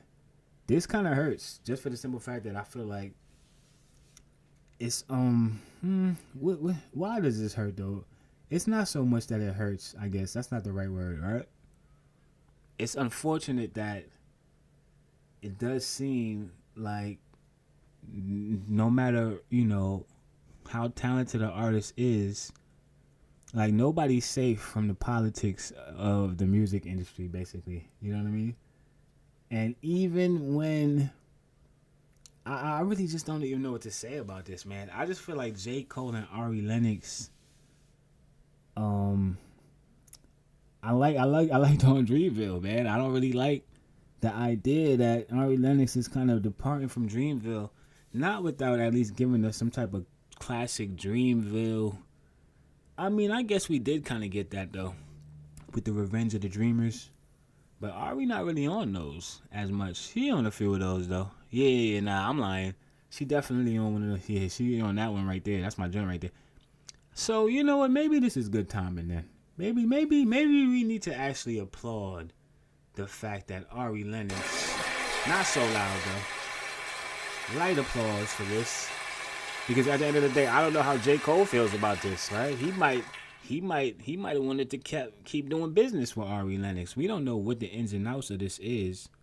I do feel like when I look at what Kendrick Lamar and SZA are doing currently right now, what I will say is I do feel like J. Cole and Ari Lennox. Yeah, J. Cole and Ari Lennox should be able to do a fucking stadium tour. Unfortunately, that's not how things played out. But what I'm saying is this: the talent that they possess, they're very much so capable of basically reaching those heights as well.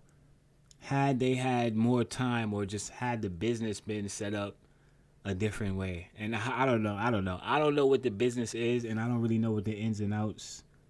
He definitely just recently.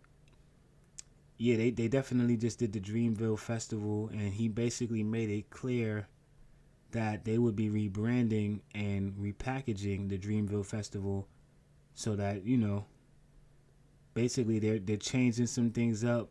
He basically made it clear that he wants to keep, basically the energy of the festival, I guess, or just like the whole, basically the atmosphere and the vibe, but at the same time, yeah, they're rebranding and they're changing up the format. You know what I'm saying? Which is basically a sneaky way of saying, like, listen, fam, we sold this shit to some white people. You know what I'm saying? We got a bag off of this shit. I'm getting ready to retire. Fuck y'all niggas. Y'all played me. Y'all laughed at me on the internet for a year straight, fam. I've been giving y'all niggas bars, verses, the hottest verses you ever heard in your life. And y'all laughed at me for a year straight. Copy. I'm selling this shit. I'm getting a bag and I'm getting the fuck out of here, fam. That was pretty much what he really was saying. But, and like I said, I'm not mad at Cole if that's, the route that he chooses to take.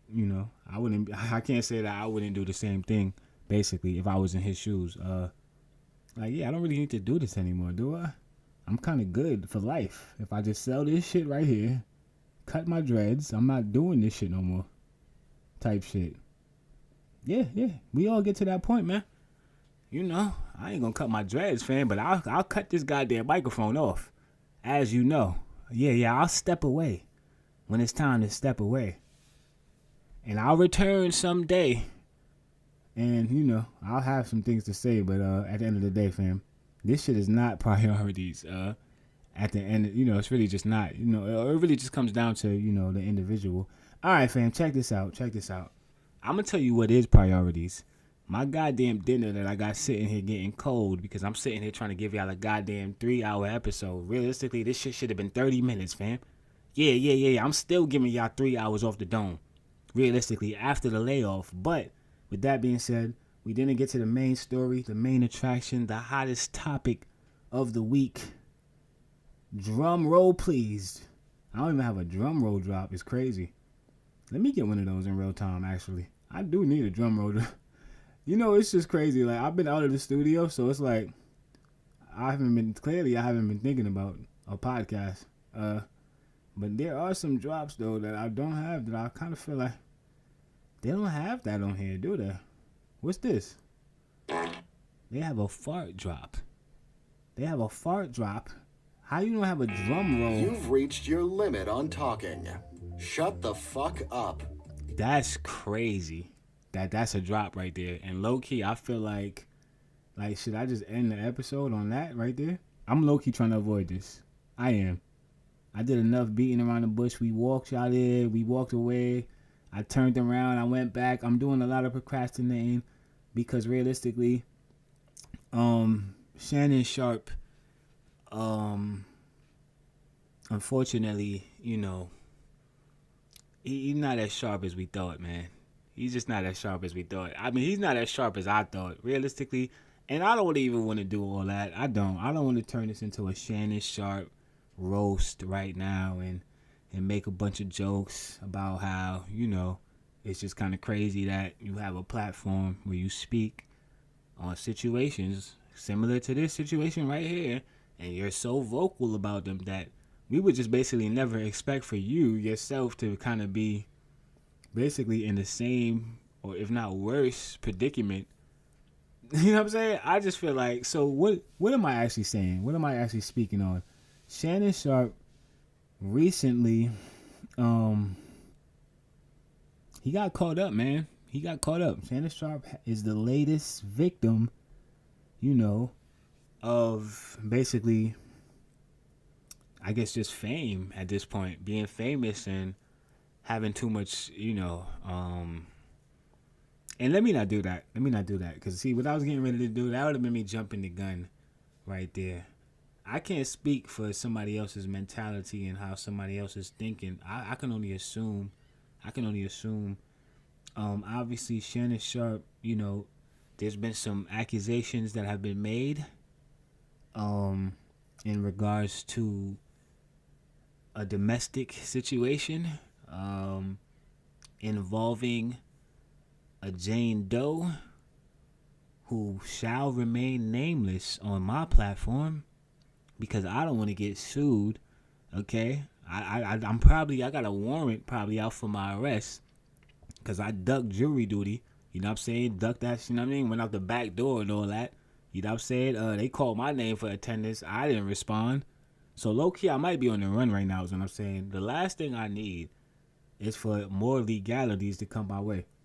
This Jane Doe, we have her age, or at least we have her age at some point 2 years ago or something like that. So this is somebody who 19 years old is what's being reported, and for me personally, I'm already kind of like, that's already cringe for me, right? As far as just like, damn, you know what I'm saying? I can't really, like I said, once again, I can't speak to the mentality of this individual who, I don't know. I'm not a fucking retired NFL player with fucking NFL pension money. This nigga got podcast money and pension money. He got all type of shit going on, man. What I'm saying is he might have got to a point where mentally he felt like, yeah, I could kind of just get away with. I don't know. I can't speak to it. A 19-year-old. I do feel like certain situations you see and you hear about, you read about, and you kind of say to yourself, all right, I kind of get that. Then sometimes it's just like, dog, you kind of put yourself in a bad, I'm not really sure what. So the way the story goes is, you know, Shannon Sharp met that, you know, this just Jane Doe a couple of years back, 2 years or so, at a gym, which is exactly what we would expect for Shannon Sharp to find his love interest. I don't like to usually do this as far as reading accusations, and obviously there's been a plethora of text messages that have now been released, and audio recordings and phone conversations. They were alleging that there's even some footage of a sexual liaison, okay, involving one Shannon Sharp and this Jane Doe. As far as the audio, so let's speak on the audio that came out, because realistically the audio came out, it's out there, it's public. So for me,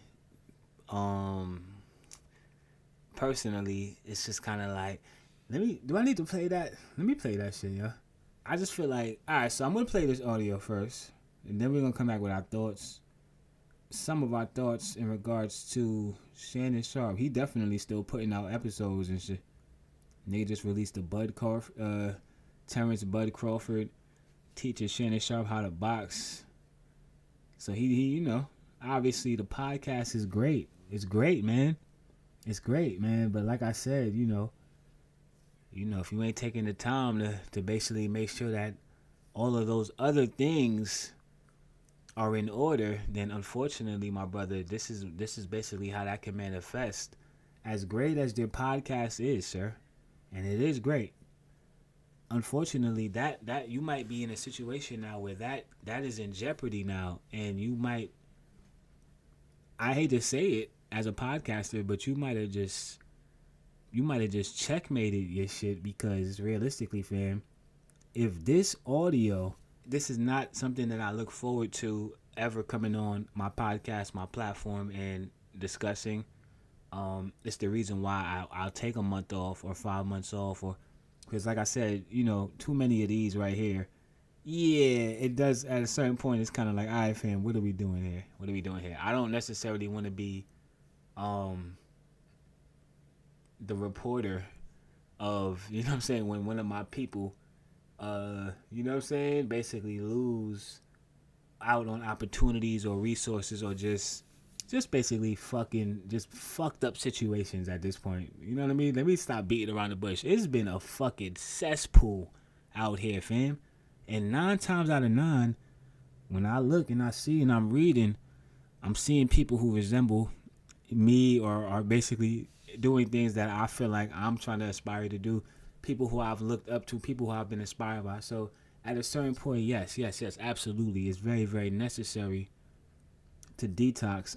With all that being said, though, it's been 30 days. I kind of flushed it all out of my system. And we right back to the bullshit, fam.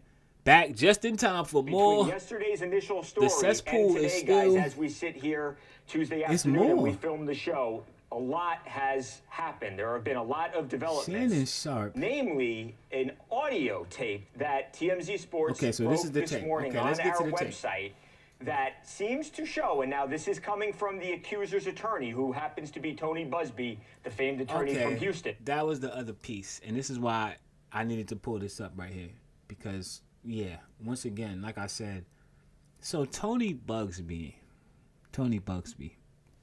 this is the fucking guy who we just spoke about. This guy, this disgraced lawyer, okay, this tyrant, Tony Busby, Tony the Tyrant, okay? This guy has resurfaced. He's like herpes, fam. He's like a fucking STD, bro. Tony, you resurfaced again? Like, you know what I'm saying? It's kind of just like, fam, like, what? We thought we got rid of you, fam. You back again on another case with some more mess. More mess. He's back, bro, with more mess, more phone calls, more audio leaks. How do these people sleep at night, fam? I don't know. I'm sleeping amazing. I don't know how Tony Busby sleeps at night. Shannon Sharp, he might be losing some sleep recently, but my point is this, fam. My point is this. This shit is a fucking circus. Tony Busby is the guy who obviously, basically was debunked on his last case. Has released an you got audio Tony tape, Busby as your lawyer, as your representation. It's going to be really, really hard for people to take you seriously. Shannon Sharp allegedly threatening regardless to choke of what the woman who has accused him of rape. Without further ado, here is that phone conversation. I don't know. Anything I say to show Shannon Sharp so this is the phone conversation. Hold on. To choke the woman who has accused him of rape. Without further ado, here is that phone conversation. I don't know. Anything I say, you're just gonna like get mad at, and you're just gonna hang up on me. So I feel like I'm not gonna hang up on you. It is what it is. What does that even mean? Nothing, Gabby. You want to be a to me now, so. I don't want to be. Don't manipulate me. Oh, Lord have mercy. If you say that one more time, I'm going to choke out of you when I see you. Thank you. All right. See. Okay. Well, I don't want to be choked. Okay. Yeah. Yes, you do. Boy. Nah, you can't do this. I don't think you have a choice in the matter. So there it is. Obviously, I'll take it from here. TMZ. This is the EBCG episode 81. This is the thing. Shannon Sharp, based off of that audio and that audio alone, I'm gonna have to say, it's not looking good, my brother. It's not looking good. Now, yeah, sure, I understand frustration and in the moment, and he might have even just said that and not even have meant it, you know what I mean? But realistically, fam, once again, I just feel like we've seen enough of these situations play out at this point to where that shouldn't even be an option. I would have a whole fucking robot. Understand that you wouldn't even have me on the phone for real. Like, I'm sure there's ways you could they don't got robots and shit that you could use to like substitute. Get a robot to talk, I don't know, bro. Figure something else out. If you don't know how to communicate and basically get your shit off in a manner that's not going to basically have you, you know what I'm saying, looking like a whole goddamn, like you beat women and shit, you know what I'm saying? You probably shouldn't really be on the phone having these conversations. I don't even really know what triggered him to say that in the conversation. Like, she said, "Don't manipulate me." And that kind of triggered him right there. So I mean, listen. I don't know the history between Shannon Sharp and that individual. That phone call, what I will say is, I edit. That was clearly edited. Yeah, absolutely. I heard the points of edit in there, but at the same time, we also heard him clearly say that he would choke the shit out of her and shit like that. So it's just like, I don't know. As of right now, Shannon Sharp is still at ESPN. He has not been fired as of, April the 24th at the time of recording. So, I guess they're giving him the benefit of the doubt until more facts come out. But I heard Stephen A. Smith speak on the situation, and, he basically made it clear that it doesn't look good, from what he's hearing from, the front offices and different things like that. And it's just kind of like, damn, dog. We really about to sit back and watch everybody get taken out with the same trick is kind of crazy to me. You know what I mean? Like, damn, dog. They got you with the same move, fam. Like, even, like, I don't know, man. What are you going to do, man? I feel like at this point, I'm clearly looking for an exit here. Okay? I got a 2-for-1 sitting here. I got shit to do, fam. Parlays is in. Games is coming on. Okay? I just came back after a 30-day layoff. Episode 81. I just dropped my Kobe game. I feel like at this particular point in time, we got everything that we really needed to discuss out of the way. Unfortunately, there are some other things that are currently taking place in real time that we didn't really have a chance to really sit and basically delve into. So as of right now, it's being reported that a wildfire in New Jersey has forced, several evacuations. And listen, we kind of seen this movie before. I'm pretty sure we started the year with these headlines. Unfortunately, that situation, was far more, devastating.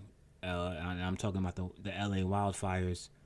I'm not really sure what's going on with the wildfire community, or just like whoever's responsible, whoever the president of that is. Clearly, I mean, check this out, though. You might need to get impeached, my boy. I don't know who's like. Yeah, realistically, there is no specific. But what I'm saying is this. Clearly, I don't know. This is above my pay grade right here, man. What can I do other than wake up, look at my phone, and see this shit and go, damn, another wildfire that we have to. More information, obviously, or more, I do feel like, let me get an update though, because I ain't gonna hold you. Like, this is kind of closer to home. The LA shit was crazy, and I was very, very affected by that. Right? I really was. My morale was really, really low. That shit was burning. I felt like I was there, basically. Like, it was like, damn, like, I just couldn't. This is actually a little closer to home. So what I'm saying is this, man. I might really need to get on top of this one a little bit more. I'm sitting here really, really nonchalant about this, when in all reality, I just almost was about to have to make a trip to Jersey not too long ago to take my physical. We figured that out, though. I'm not going into fucking Jersey to take a physical, fam. I'm in New York, fam. We gonna figure out how to get. It has to be a facility here where I can. Hold on, though. What's up? New Jersey wildfire. I don't know when this started, quite frankly. I don't know why this started. Man charged with arson. Oh, okay. So I have an update. So, really? Okay. So is this real? A man. What publication is this? So it's being reported by the New York Times that a man has been charged with arson in vast New Jersey wildfire. A 19-year-old. We were just speaking on 19 and just basically how that's just not the appropriate age. Let this be another example as to why 19 might not be, you know what I'm saying, the age where we start really. Clearly, there's a lot more development that needs to be done, right? A 19-year-old was accused of lighting a bonfire, and leaving before it extinguished, sparking one of the largest blazes in the state. Okay, so this was really okay.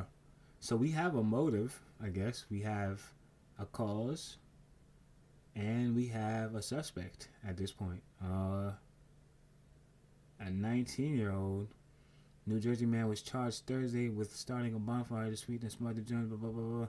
So what I'm getting to here is, was this just one of those things where, like, Ocean Time Thompson faces charge of arson and alleged arson in connection with the fire. He had left the unattended in the Fork River Mountains Wilderness area. And so more than likely, what it sounds like to me was this was somebody, an individual who probably was homeless, right? I would assume. The wildfire, which was first spotted from atop a remote. He tried to get a bonfire going. He probably thought, let me go get some. He probably went to go get some more wood. So basically, from how it's being reported, is it does seem like this could have been an accident. Basically, this is a pretty big accident that you caused, and unfortunately, you will have to pay the price for this. Yeah, you fucked up a lot of shit out there, bro. Like I said, fortunately, it does seem like they have this in control at this point. The blaze was about 50% contained by Thursday afternoon. Okay, so obviously they've done a much better job. Like, we kind of on top of it a little bit more than they are in LA. Obviously, the circumstances were different, and we're not trying to compare and contrast wildfires. We're not trying to do that. We're not. I did want to acknowledge that. I do feel like that is, well, now that I have the update, I do feel a lot better about it, if I'm being honest, because I was kind of sitting like, I didn't understand what was happening, basically. So they did get somebody, they charged them, starting the massive fire. They said a bonfire, so to me, that sounds like accidental, right? Which, okay, that changes the perspective on that. Prayers and condolences to anybody who was hurt, injured, or affected by the New Jersey wildfires and the LA wildfires. Realistically, because obviously that, just because they're not, covering that anymore, and it's not a, top headline, obviously people out there are still dealing with that as well. A helicopter definitely crashed into the Hudson. We just want to just take this time to basically say rest in peace to all 6 of those individuals who were aboard that flight. I'm still kind of waiting to hear an update on that situation, realistically, right? I just feel like it's super, super crazy that we're basically we're seeing more aviation accidents than car accidents at this point.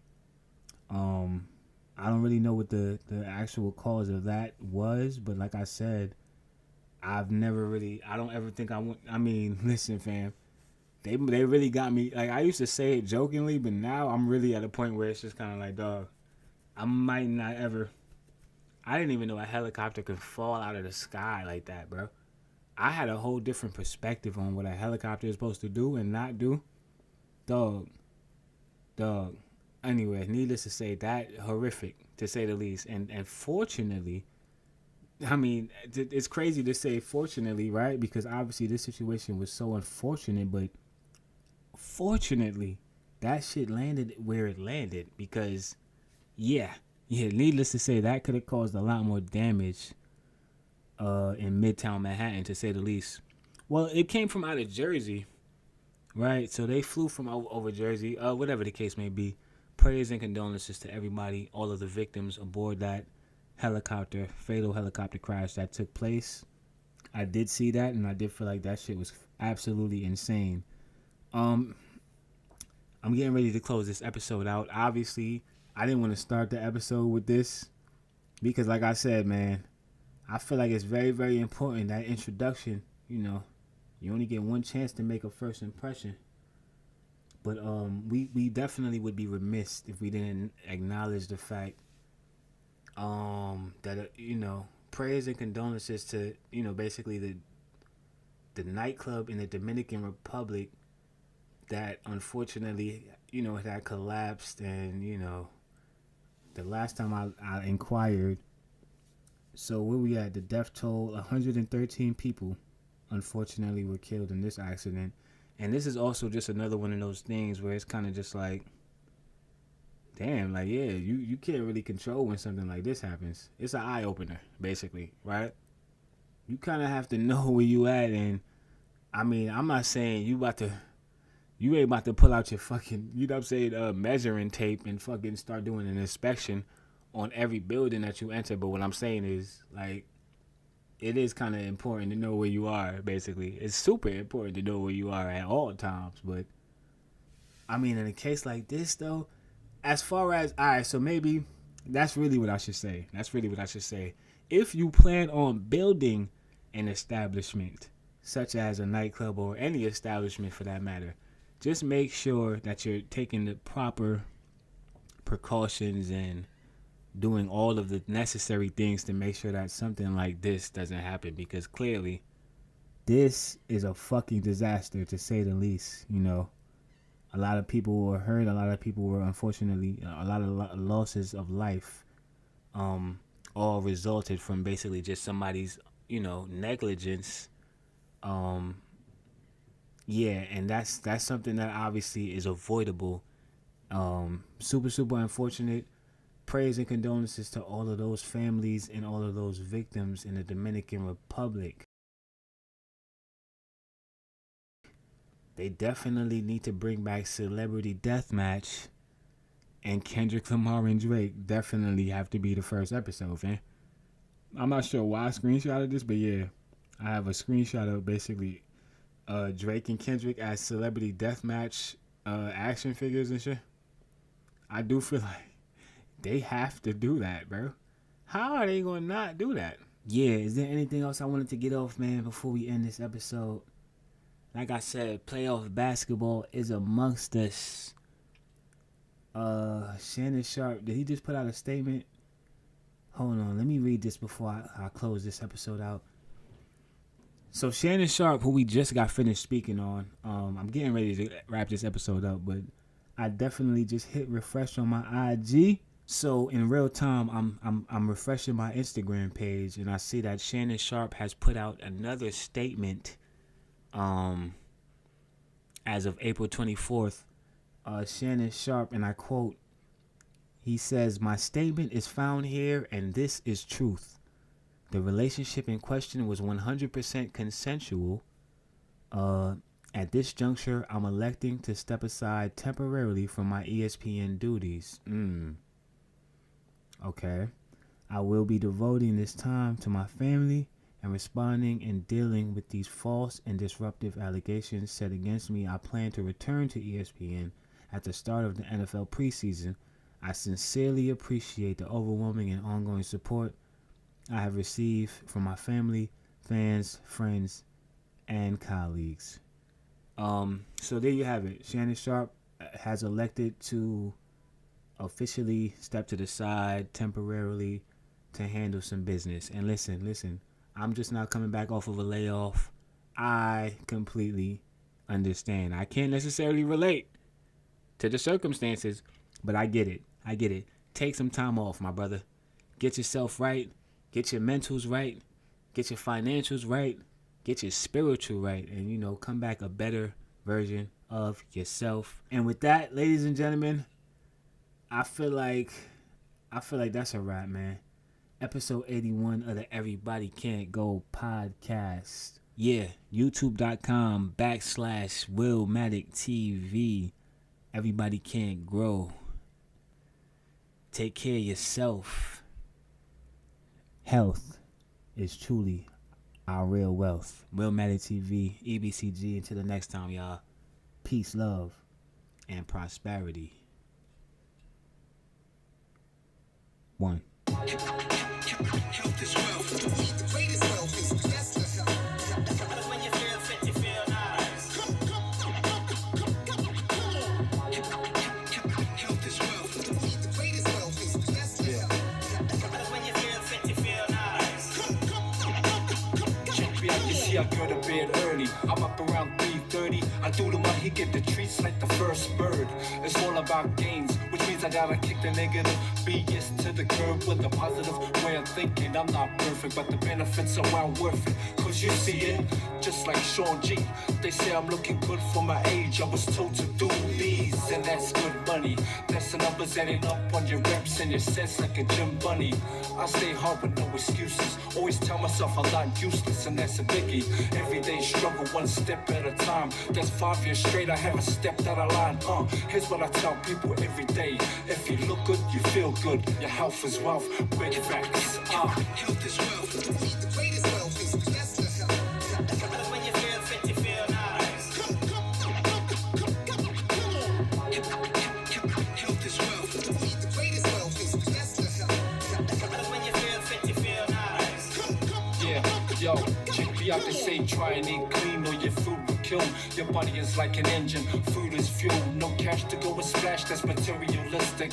Work's too heavy, so I'm rich in spirit. The saying money is the root of all evil. Belongs to the greedy and rich that are cool to people. Nearly reaching mid-40s, I'm still young. Here to do a long lag, I've had all my fun. I keep my tea levels high like a tea kettle when it chirps.